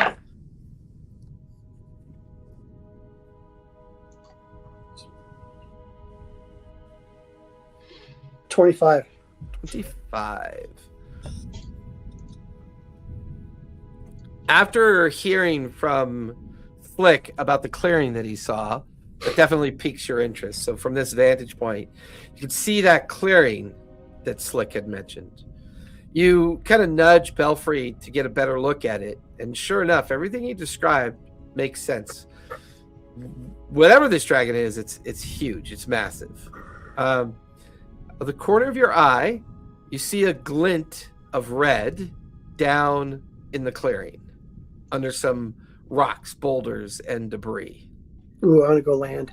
Yeah, I love it when bats land because they bounce. So when Belfry lands, she kind of bounces They have to a little put bit. their little hand wings out, and they look. Yeah. It kind of leans down and crawls towards it. You can see the edge of a red scale sticking out of a debris pile. Ooh, I want to go get it. As you approach it, it gets a little bit bigger, a little bit bigger. Give me a strength check as you try to dislodge it from the debris pile. Ha! Not. What'd you get? I got a 4. Yeah, it doesn't even budge. Fuck. Pull at it. And like a giant kite shield, like a really large shield. This would be like the equivalent of an exposed edge of a giant shield. And like you grip onto the edge of it, try to dislodge it from the debris pile. And it's a single scale. It's like the edge of a single scale. So if I take some time and clear the debris away, can I pull it out? Or... Yeah, go ahead and try again. I'll lower the DC a little bit. Finally. So I got a dirty 20. Nice. That's exactly what the DC was for a second try. You shift some of the rocks and the broken debris, and you manage to drag this red dragon scale out of the debris pile, and it is huge. It's about 5 times the size of your body, and it's a single scale. All right. Well, I can't. So Belfry couldn't grab it and take it with us, right? It's remarkably light. It's not very heavy. It's just awkwardly big. All right. It'd be like the equivalent of carrying one of those big round, banquet tables. Just this God. big round scale, but it's very light. It's not very heavy. It was just trapped and wedged in the debris. Yeah. But I got it out, right? Mm-hmm. I'm gonna tie it. I'm gonna tie it so that Belfry could just grab the rope and Yeah, kind of like a big helicopter carrying cargo. I'll bring it back to Bungo. As the rest of you are kind of wrapping up your investigation and looking around within the fortress. Just drop it. I'll just have her drop it. Yeah, you guys watch as there's like a shadow over all of you, and then there's this light thud noise. And you see this giant red dragon scale kind of dropped in the middle of the fortress. Up above, you can see Belfry and Maggot kind of circling. Wow. Wow. That's It's big. That's big. That's what she said. This thing's pretty big. Does it look at all like, I don't know, can we tell how long it's been since this has been apart from the dragon? Yeah, give me a insight check on that. Mordain, as soon as the scale lands near you, Yep. A enchantment magic kind of emanates from the from the scale. I got a nat 20 plus 10. Hold on. Does the Nice. feeling of the magic kind of match like Wait, what? I have guidance. Oh my god. 33. I 33. gotta do math. Okay. Come on now. Mm-hmm.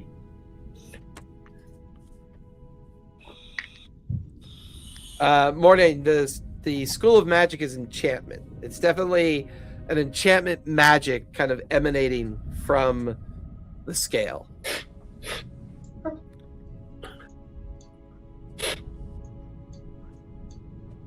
I'll examine it. I'll convey that. Okay. Bungo, give me investigation.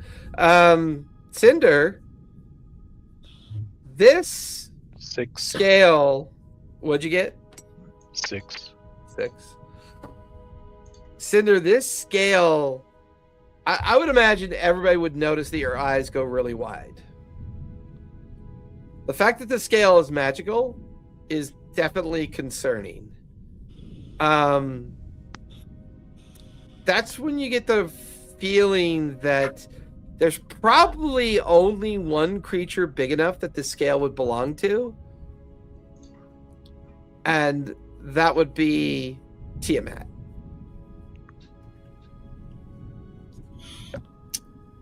Okay. Tiamat being an entity of God, or a godlike entity, clearly is trying to avoid Perdathos as well. Tiamat's taken a mortal form of her former self. She's obviously declared this area to be her territory because of probably the war between the Hobgoblins, the Hadar Fae, and the Singorn elves. She kind of likes that shit. And the fact that it's a magical scale, and you're like looking over at the devastation of the fortress. This was done in probably a couple fireball breath blasts from the creature. And so you begin to look around at the environment that you're in, and you're pretty sure that this is a scale from Tiamat. I'm I muted. got dibs on making leather armor out of it. I think we should leave. I agree. Cover our tracks. No, like Glitch. turn back around. No, we're going straight through. Okay, can I please cast a spell on myself? Can I? Can I? Hey, scouting ahead, can I tell what would be the best trail for them to take? Yeah, give me a survival check with advantage as you start scouting up ahead. And I'm going to ask Glitch or Slick and Glitch and Maggot and Belfry to beat their wings to cover our tracks across the battlefield. Got it. 23. I got a 23. 23? Okay. What spell were you thinking of casting there, Cinder?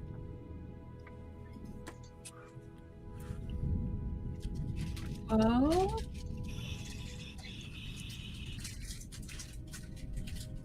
I would like my death armor again, if possible. Okay. What level is that spell? God damn it. Second level. Is it ritual or insta? Yeah, go ahead and give me a spell casting roll. Okay.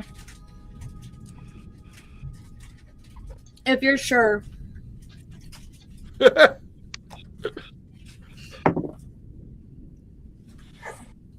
got that one. You got a nat 1? Oh, Oh, I love it. Go Yeah. ahead and give me a D100 if you would, please. The spell goes off without a hitch, right? 31. 31. Oh no. Go ahead and roll a D12 if you would, please. No. I'm gonna get more ice cream now. A 9. Until your next long rest, your armor class is now a 9. I'm gonna get more ice cream.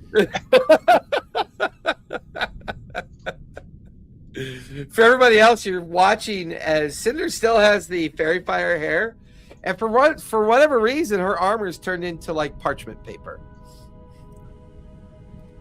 Great. Maggot, Meet Tiamat. Maggot, the easterly, like the southeasterly trail, Okay. runs pretty much through the broken rock landscape off into the hills. You feel like that's the one that they should take because it'll give them maximum cover for their journey. Okay, I'll fly back around and tell them which trail to take. Let's move out. Cover our tracks. By now, the effect of the breakfast will wear off. You, Bungo, and wear off Glitch.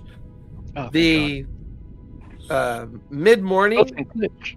turns into late afternoon.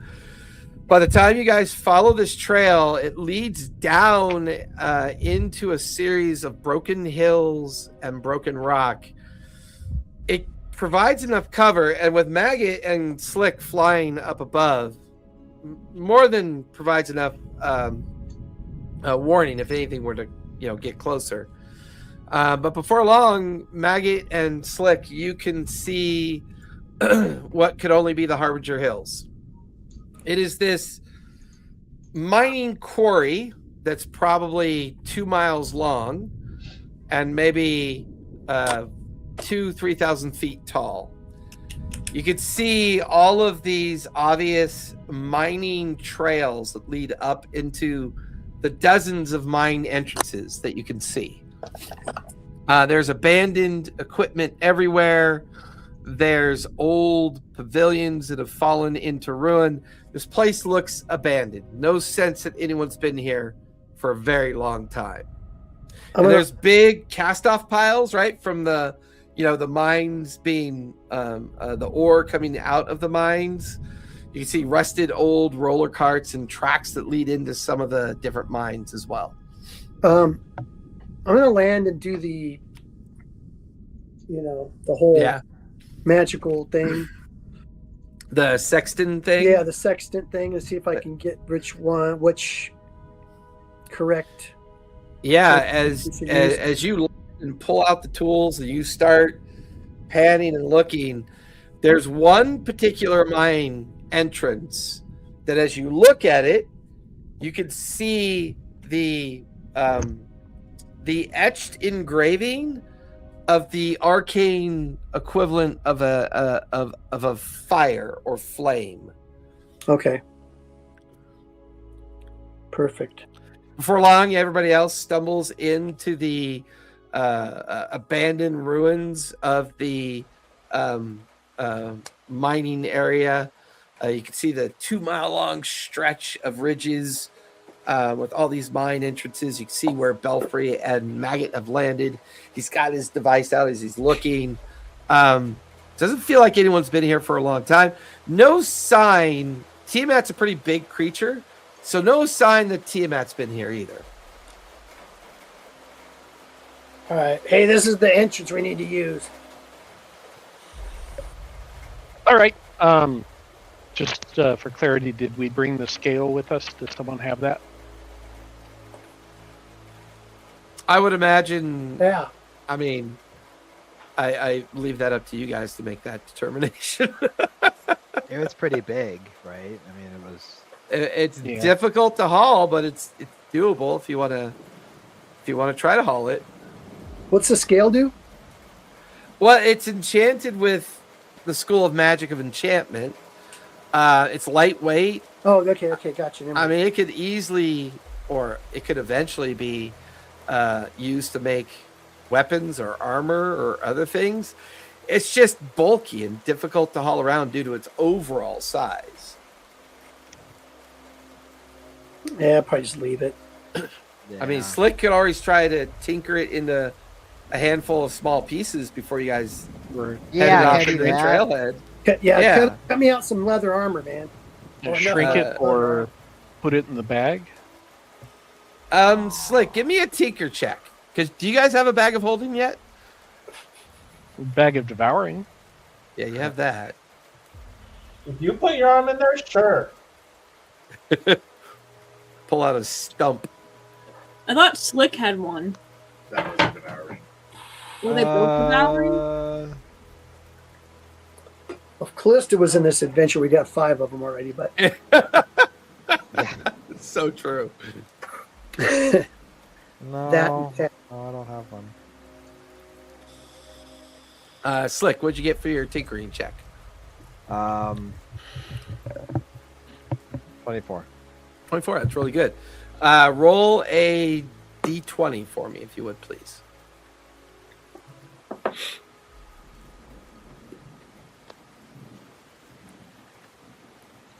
$13. You managed to kind of craft it into 13 uses of the scale.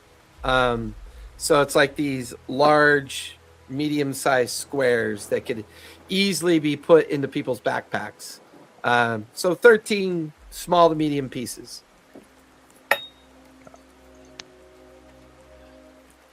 And we'll say you did that before heading out into the trailheads to make your way to the Harbinger Hill mine entrance.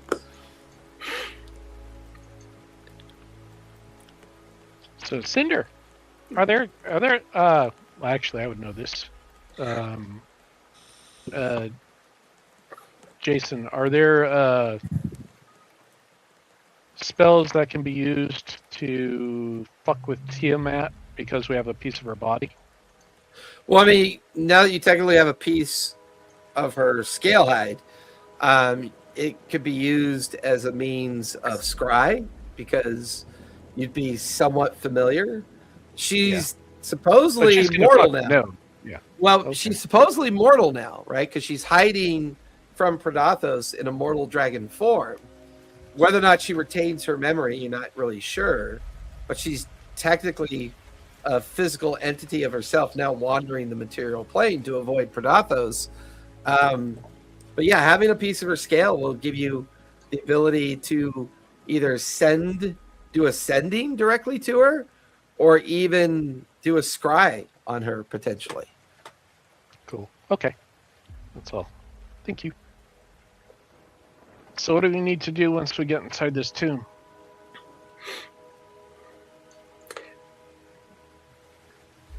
Okay, let's go inside this tomb. loot it, take everything that's worth anything, and put it in our backpacks to make us rich. All right. All right. Let's go in. Is it open? Is it just like a cave mouth, or is there? Well, like a... I mean, the only thing that you could see is that Maggot is pointing towards a mine entrance with an engraved arcane symbol for flame or fire. The mine entrance is maybe 15 feet across, 8 feet tall, and it goes deep into the darkness of the tunnel. Okay. Glitch goes first.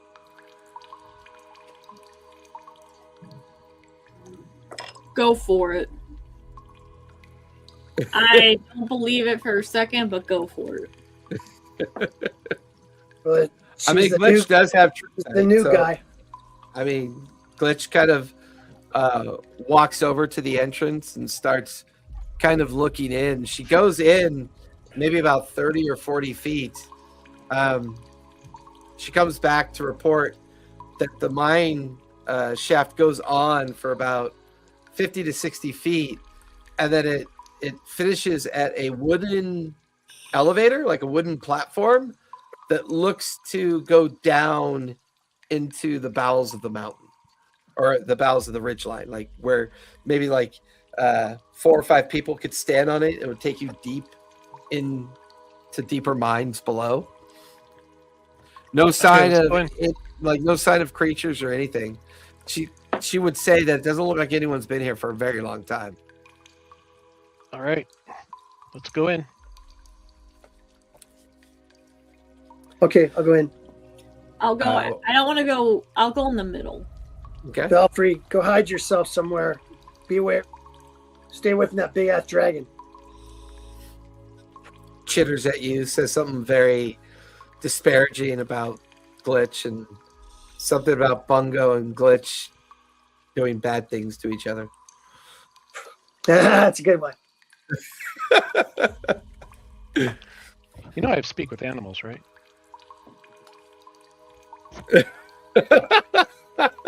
Not understand. Well, I think you still have to pass it, though, don't you? Yeah. Do you speak No, I bat? I don't think so. With that, Glitch and Belfry retire to the hidden rocks above the mine, while the rest of you go into the dark tunnel. You end up on the platform that Glitch had identified. It looks to be some kind of elevator platform. There's a coil of chain on a big rusted old spool. You can see some kind of armature or lever nearby.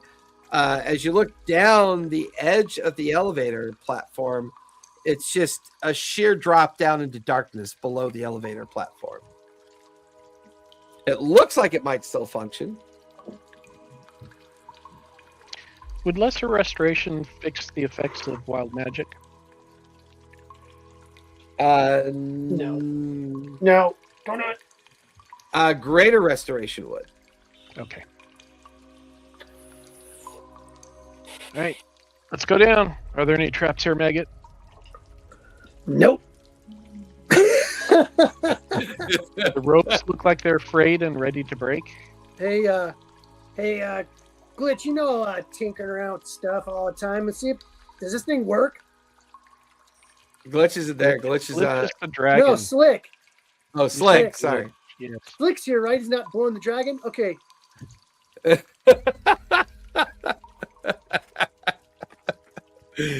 I don't want to answer you, Maggot, because I hate you. Check this elevator thing and see if it works. Maybe grease it up or something, whatever you do. I need a counterweight to see if Goblin it to see if this works or not. You look heavy enough. Why don't you step on top? Who, me? Yeah. Okay. Maggot climbs up onto the armature that's connected to the chain. Seems to hold his weight pretty well. The elevator platform is controlled by a pretty large, sizable chain. No ropes seem to be involved. The wood is a little bit rotted and decayed, but if you stand on the right areas of the platform, you can keep from falling down below. Is he hanging? Or we can like, put is he hanging pieces on of the chain dragon part? scale on the floor. Yeah, he's hanging on to the chain part. at I'll this I'll point. I'll accidentally kind of like boop, poof the lever and have the chain Yeah. release. So he starts. You watch as you hit the lever. It does require a strength check, though. So give me a strength check, Slick, as you try to budge the lever. Shit. Ooh. 16. 16 is DC 15. As you nudge the lever, as Maggot's hanging on to the upper part of the elevator, the metal clamps that held the chain in place release, and you guys watch as the elevator starts going down. With just Maggot on it. With Maggot. And it's Jump going up. down like free fall. And Maggot, it's not moving super fast, but it's moving at a pretty healthy click. Everybody jump on, hurry up. No? Okay, I guess I'm going down alone. Oh, wait. He's like running his small little feet as fast as he can. Move Are it, you guys buddy! all- It's time to go! You guys all jumping on the platform? Carefully, yes. Okay. Just as it releases, it starts going kind of quickly. You all kind of quickly jump onto the platform. You feel your feet hit the platform. It creaks a bit.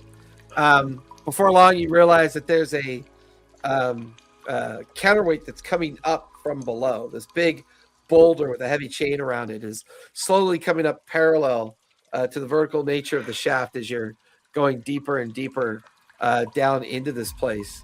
It's moving at a pretty steady clip, but there's not really much to see here. It's just this, you get the feeling this is just accessing something very deep down below.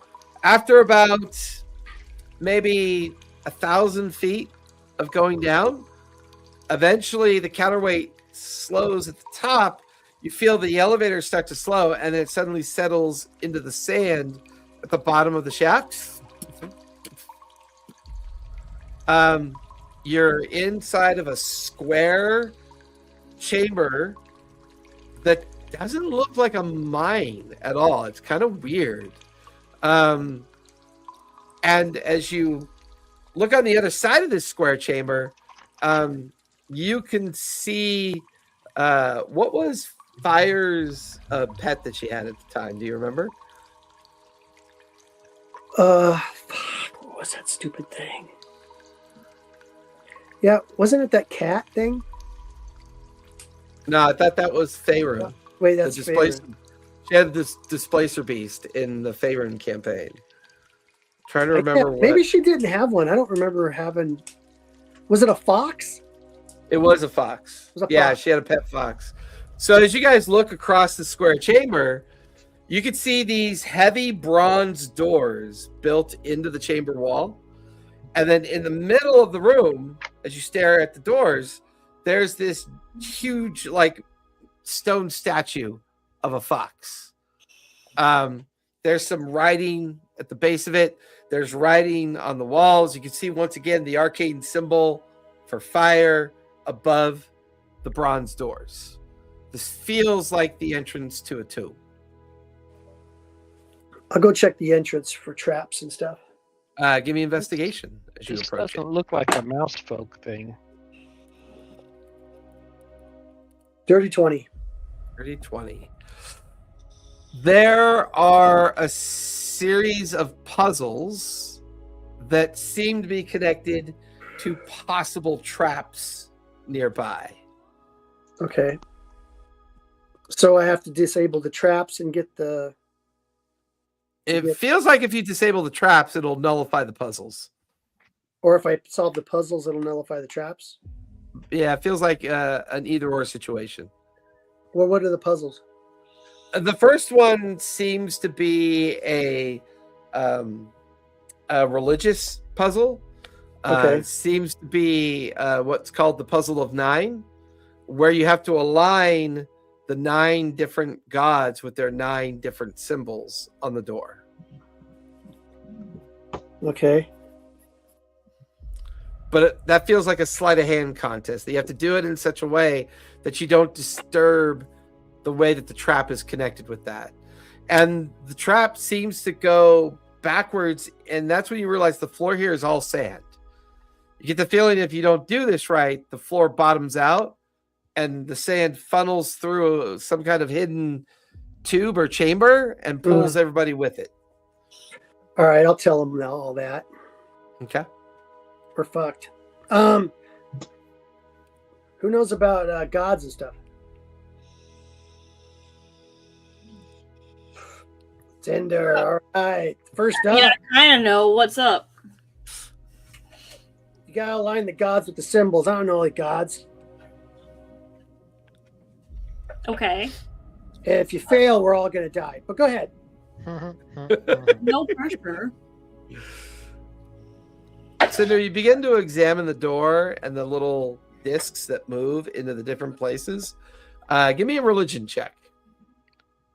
Before anyone does anything, I'm gonna go to one of the walls and mold earth a pocket for us to stand in case the floor goes down.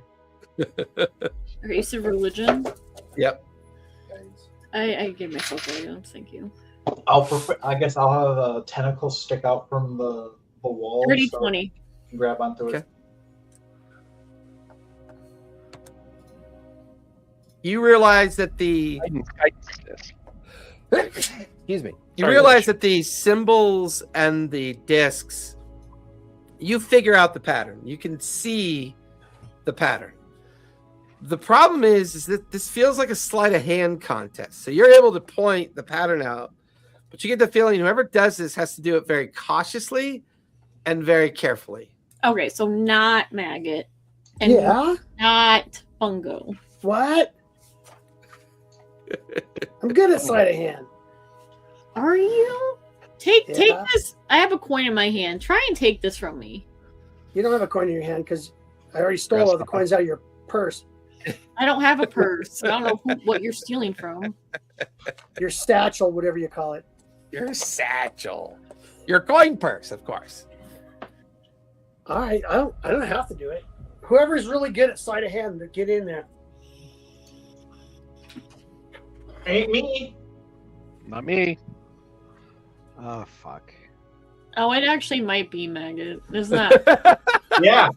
Uh-huh. Fine, Maggot. Go for it. Okay, I will. So, sleight of hand. I got a 16. You guys hear a heavy thunk noise. The sand is now disappearing into the center of the room. And you can feel the ground is now beginning to descend towards the center of the room as well. Yep. I Is this go what into it's my little supposed to be pocket. doing?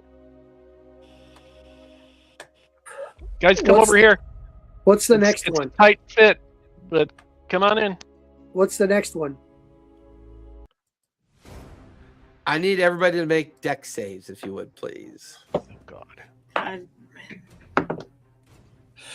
That's a 19.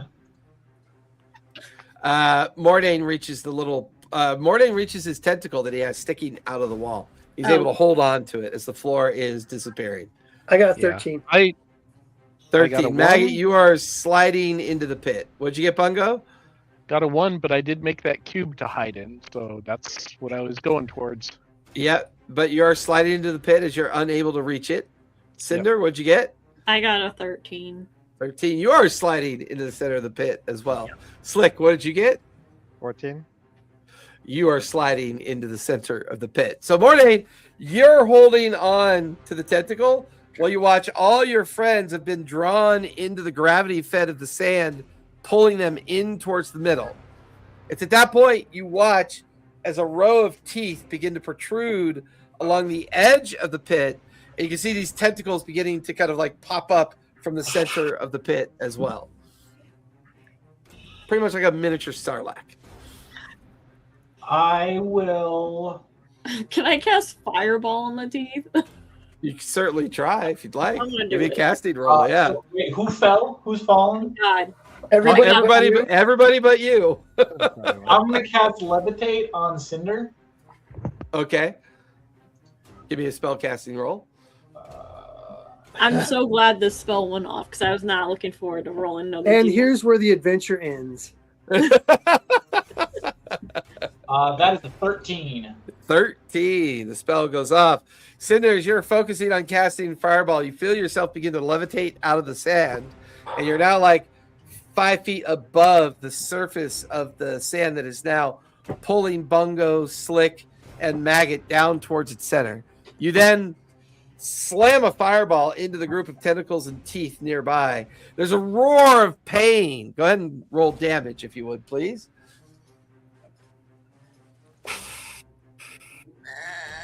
Okay. I'm more gonna make me do 96. Let's Let's see. go. Mordain is there. I'll put Cinder there since the two of you are not in the pit. Hurry! 9. Uh, Shit. 15. Oh, Just roll shit. that. She's gonna roll that 6-sided dice 9 times. Yep. 21.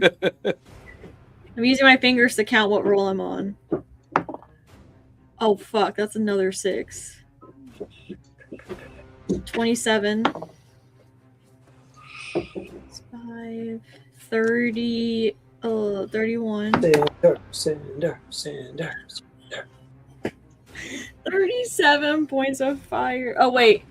Yeah. 37 points of fire damage. Nice. As the fireball slams into the pit and the creature, all of you feel this shudder in the pit. Bungo, Slick, and Maggot, you can all three give me strength saving throws with advantage to start crawling your way out of the collapsing pit. I got a 16. DC is a 15, so you're now crawling your way out of the pit. Bungo? Can't hear you. Still can't hear you. 20, but a 19. 19? Okay. Slick? 16. So the three of you are now, with that effect, you're now crawling and pushing and forcing your way against the sand and dirt and gravel, falling into the interior of this pit. This huge creature is like flailing about, teeth grinding as some of the tendrils are now smoking. Cinder, Morning is levitating you over to the cubed area that Bungo had built out of the side wall and kind of sets you down a la Jedi Force style as he sets you into the receding section of the wall. Slick, Bungo, or Maggot, anything you guys want to try to do while crawling out of the pit?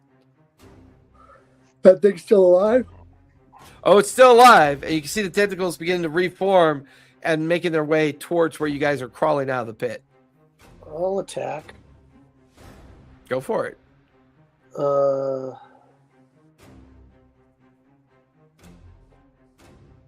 Yeah, I'll take out my pistol and shoot at it. Jesus. Okay, that's a miss. Second attack. Ah! Nat 20. All right, add up the damage. Yeah, so that's going to be 12. And then it's going to be...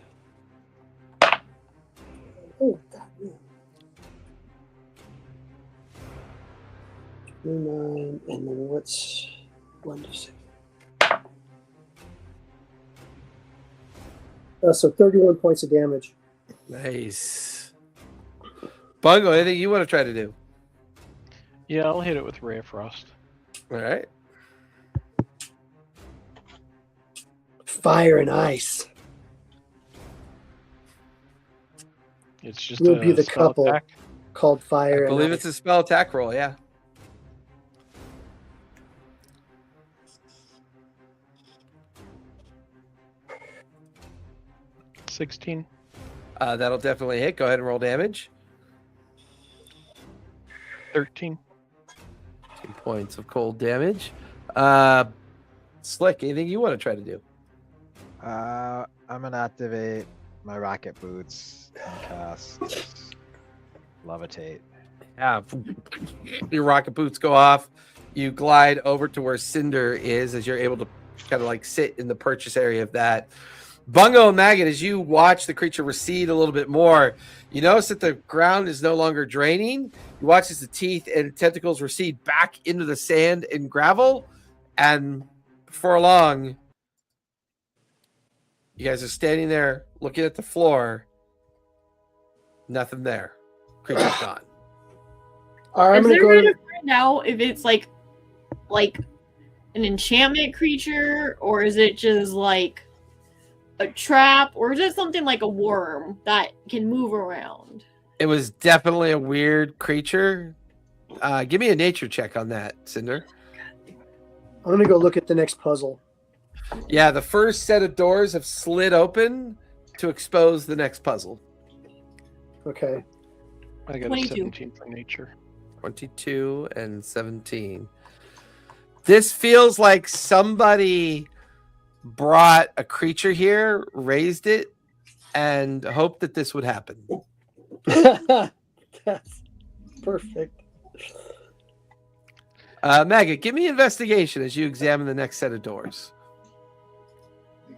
I'll clear out another 5-foot cube. Okay. Okay. What am I giving you? Investigation.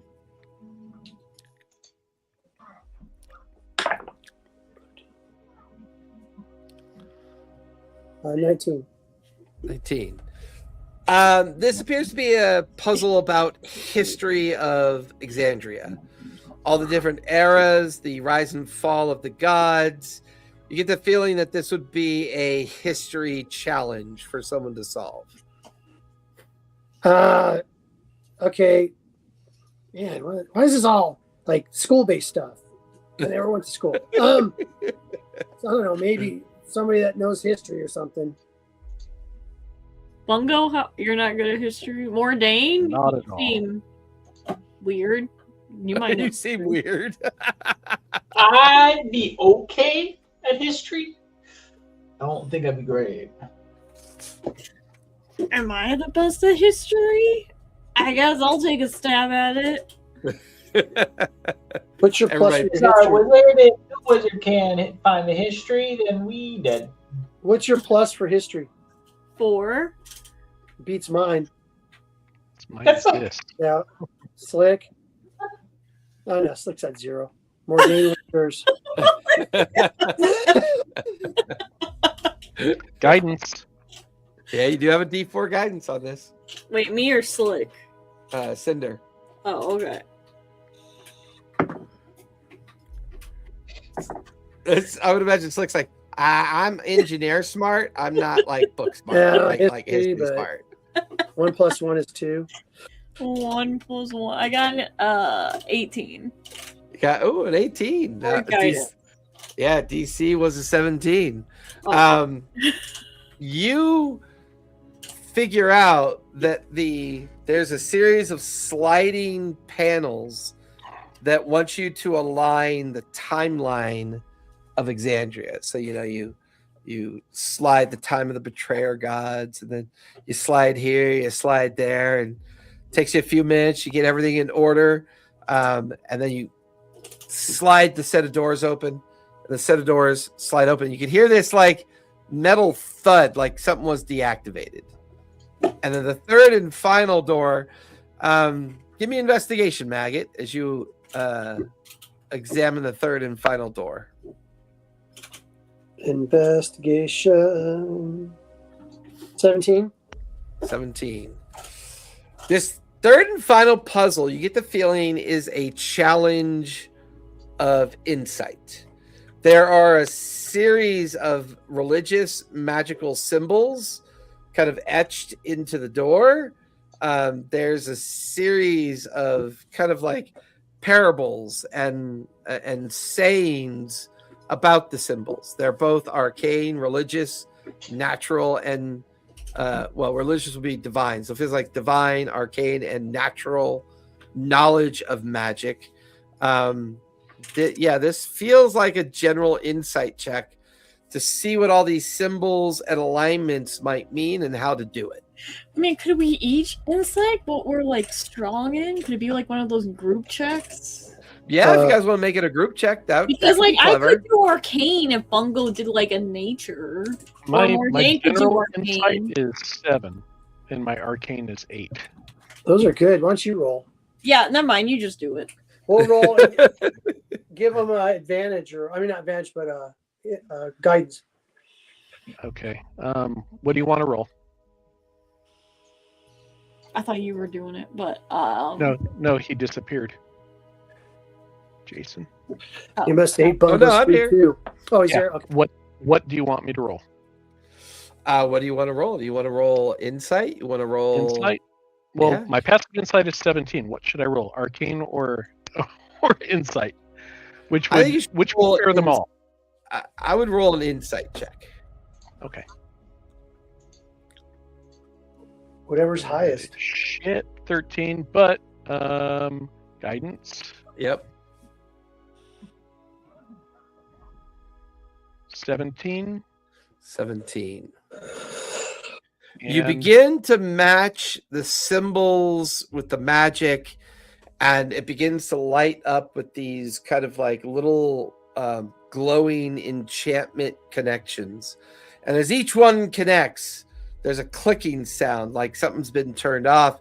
You watch as the final set of doors open, and you're staring into a tomb. It's maybe 50 feet across, both directly in front of you and right to left. In the middle of the tomb is a sarcophagus in the shape of a tabaxi.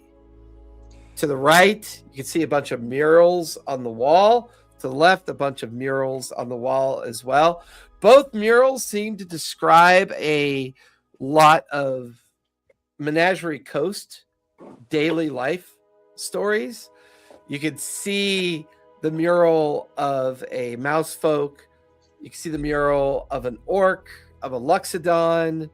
You can see, what was it? It was a mouse folk, Luxodon, The water genasi.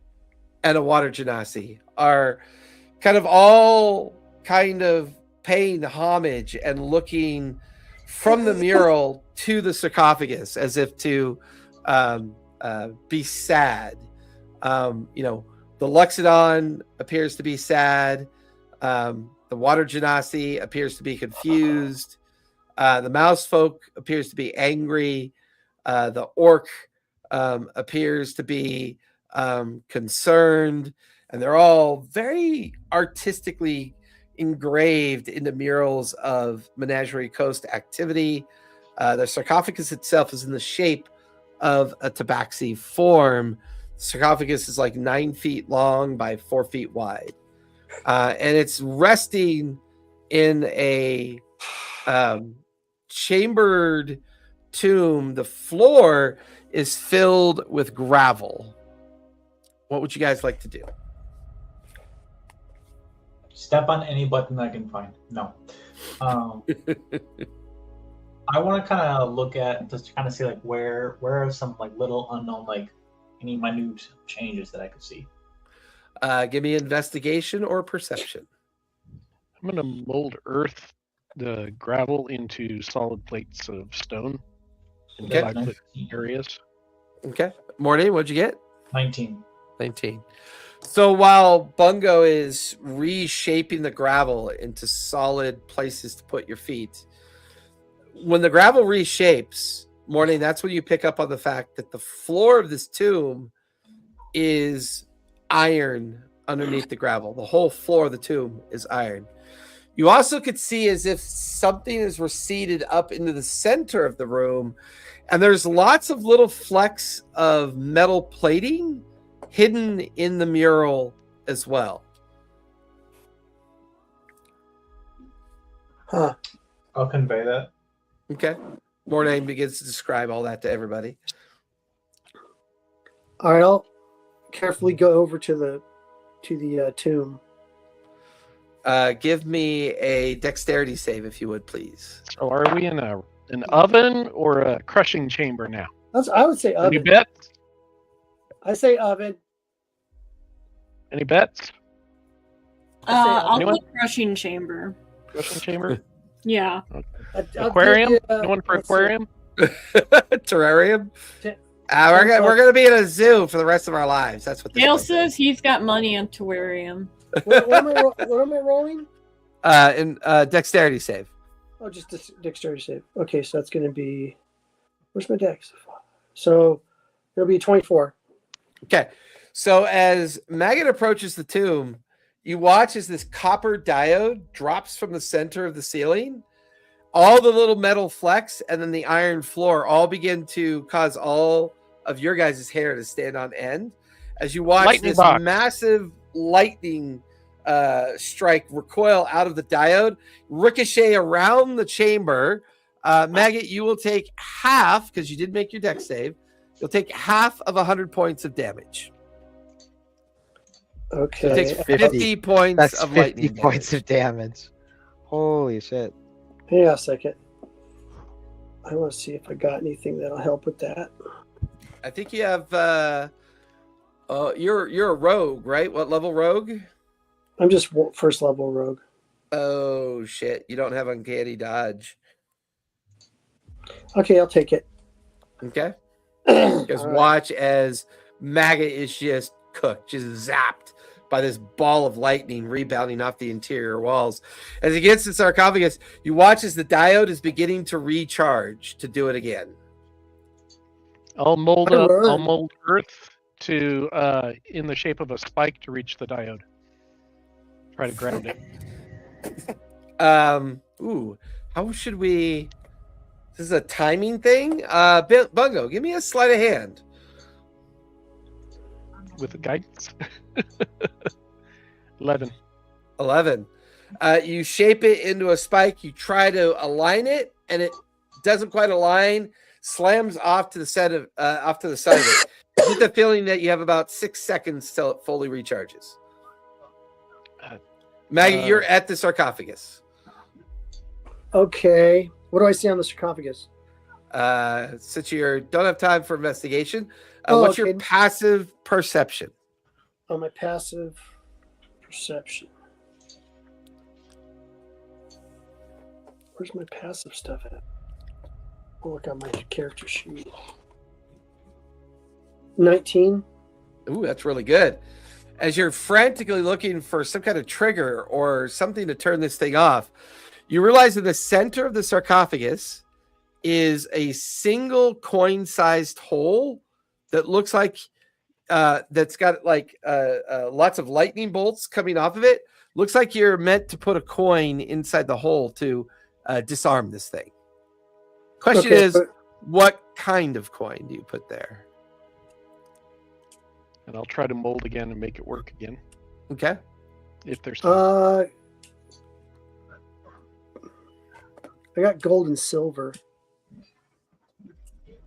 I think gold. Okay, I'll try gold. You quickly slam a gold coin in there as you could feel the static energy building and building. You watch as this mold earth spike is about to go by you, but then you can hear the hum and then the gradual receding of the diode back up into the ceiling. Ugh. As you manage to disarm the trap. Oh. Okay, as I'm just smoldering over here, and I'm kind of going like this. I gotta get over here. Getting the coin in. Oh, fuck. What little goblin hair he has is all standing on end. Now you know how I feel. Whenever my inventions don't work out the way I want them to. All right, what else can I look and tell on the? If anyone has any. There's a ghost behind you. I mean, give me investigation now that the trap is disarmed. Hey, storyteller. Okay. Yeah. Was there a reason why it wasn't copper? Because it conducts electricity? Question from a fan. Copper would have intoned the fact that you were a cheapskate, and fire didn't really like cheap people. So had you put copper, you would have fried again. Cats like gold, shiny things. Yep. Fair enough. I thought I was like, copper conducts electricity. Yeah, you keep your metaphysics in reality. This is fantasy, my friend. All right. 18. 18. Hey, why isn't he playing the game with us? Because he plays Tuesdays. We Or every other Tuesday. Listen, we tried, okay? You guys watch as Maggot begins to examine the sarcophagus. It's definitely in the shape of tabaxi. The top of the sarcophagus lid is an etched map of Menagerie Coast. You can see where Port Diwali is. You can see where Nicodranus is. You can see it's this perfectly carved map of the Menagerie Coast. There appears to be a series of different connections, almost as if somebody who might be good in survival to figure out the journey of the person that is laid to rest within inside. Oh, I can do that. Do it. Show us how it's done. Yeah, Mordain, give me a survival check. You have D4 for guidance as well. I failed a spell. 35. Which spell did you fail? Mold Earth? No, Cure Light. Oh, Cure Light Wounds? Yeah. I got a 7. A 7. This is good. You guys are making my day. This is so much fun. But you're having fun. Bungo, take 18 points of necrotic damage. Okay. As the spell backfires on you. Mordain, as you are attempting to connect the pathways of this travel or journey, and you're sliding the little panels into place, you watch as the panels suddenly all disappear. This gravity well appears like right underneath you where you're hovered over the sarcophagus. I don't know if anyone's ever seen the Army of Darkness when he's being pulled into the gravity well and it's like malforming his physical shape. You watch as Mordain is half being pulled into this gravity well. Mordain, take 38 points of force damage as you're being pulled into it. You guys get the feeling that in another 6 seconds, he's going to completely disappear into this gravity well. I look at it. I'm going to see if I can solve it. Okay, give me a history check, or give me survival. Maggie, you got 25 hit points back. Oh, I do? Okay. So I have 35 hit points now. Okay, so wait, that's 13, 14, 15, 16, 19. 19. You realize that Mordain had misaligned a couple of the journeys. And you get the feeling that it's all based on the precious stones that are color-coded. And that the stone cat's eye is the right one to follow. You align those panels. You watch as the gravity well suddenly fades. Mordain like pulls himself up out of the well. You can see his features are kind of elongated.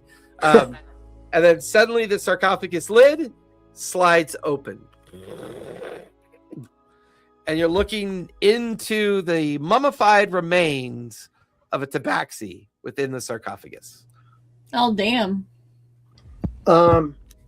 Okay. It's not a mouse folk.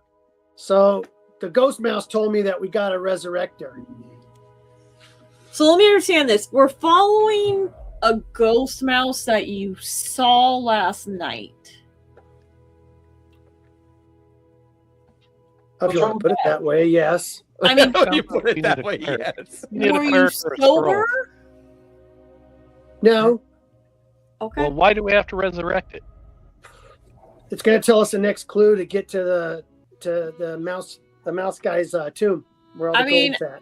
I'm useless when it The comes to treasure. resurrecting stuff. Killing things, I'm great at. Resurrecting, not so much. Well, that would have been good to know. It sounds like we need a cleric or a scroll. I mean, the only cleric that you have is Skrilo on the ship. I don't know. I don't know if he would send a group down here all this way and not be able to resurrect it. I think there's something around here we can find.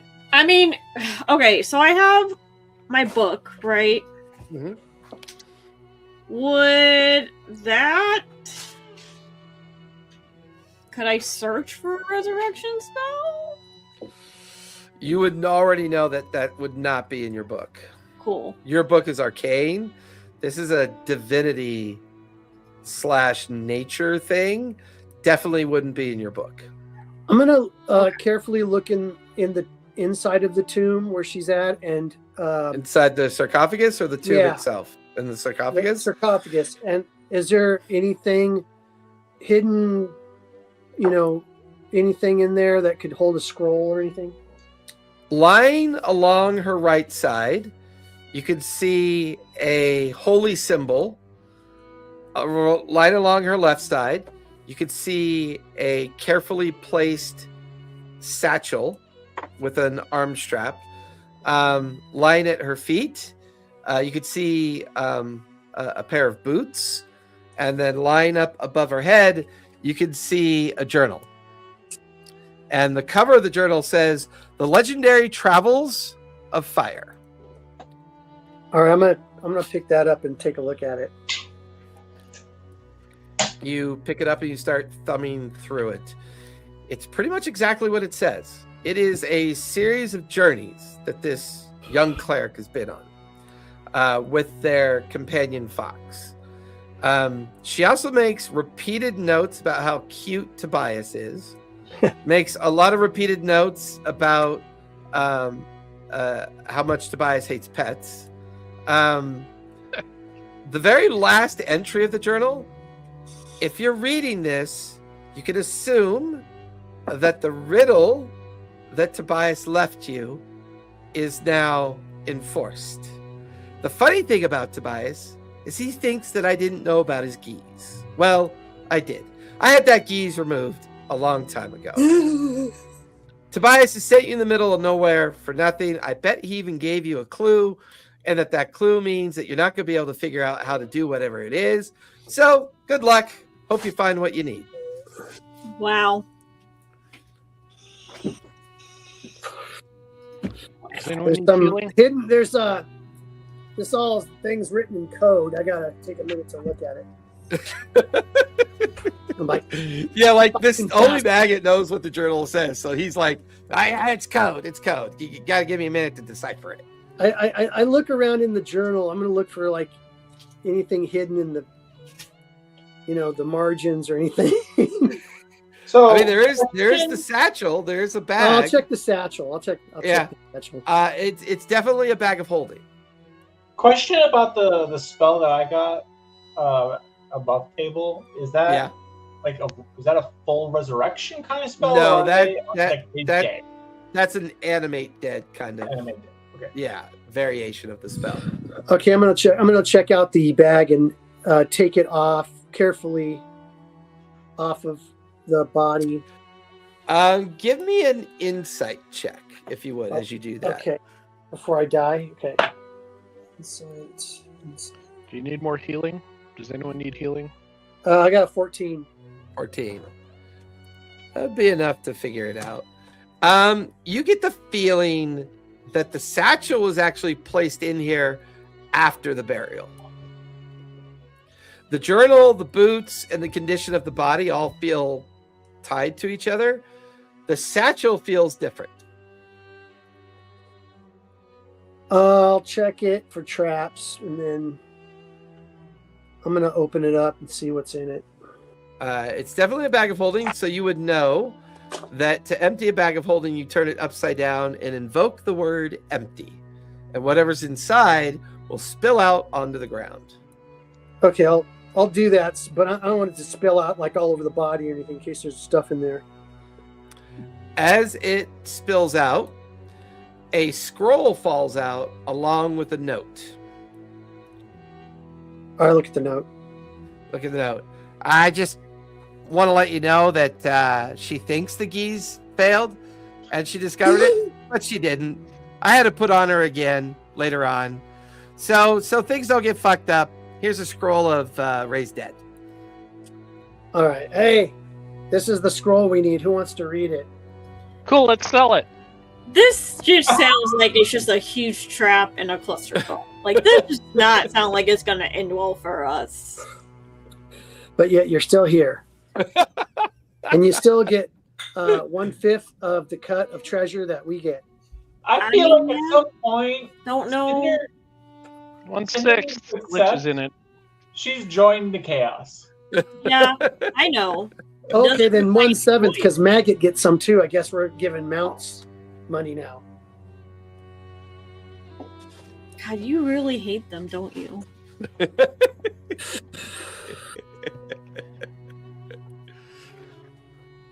Gods aren't nothing but trouble. I'll read it. Okay. Bungo, give me a spell casting roll with your spell modifier, if you would, please. No. What? He hasn't been able to cast a spell all fucking game. He got a couple cure light wounds off. All right. Bungo, come on, buddy. You can use D&D Beyond's going to be your friend. 16. 16. Spell goes off. You watch as the words written into the scroll begin to fade and burn away from the parchment.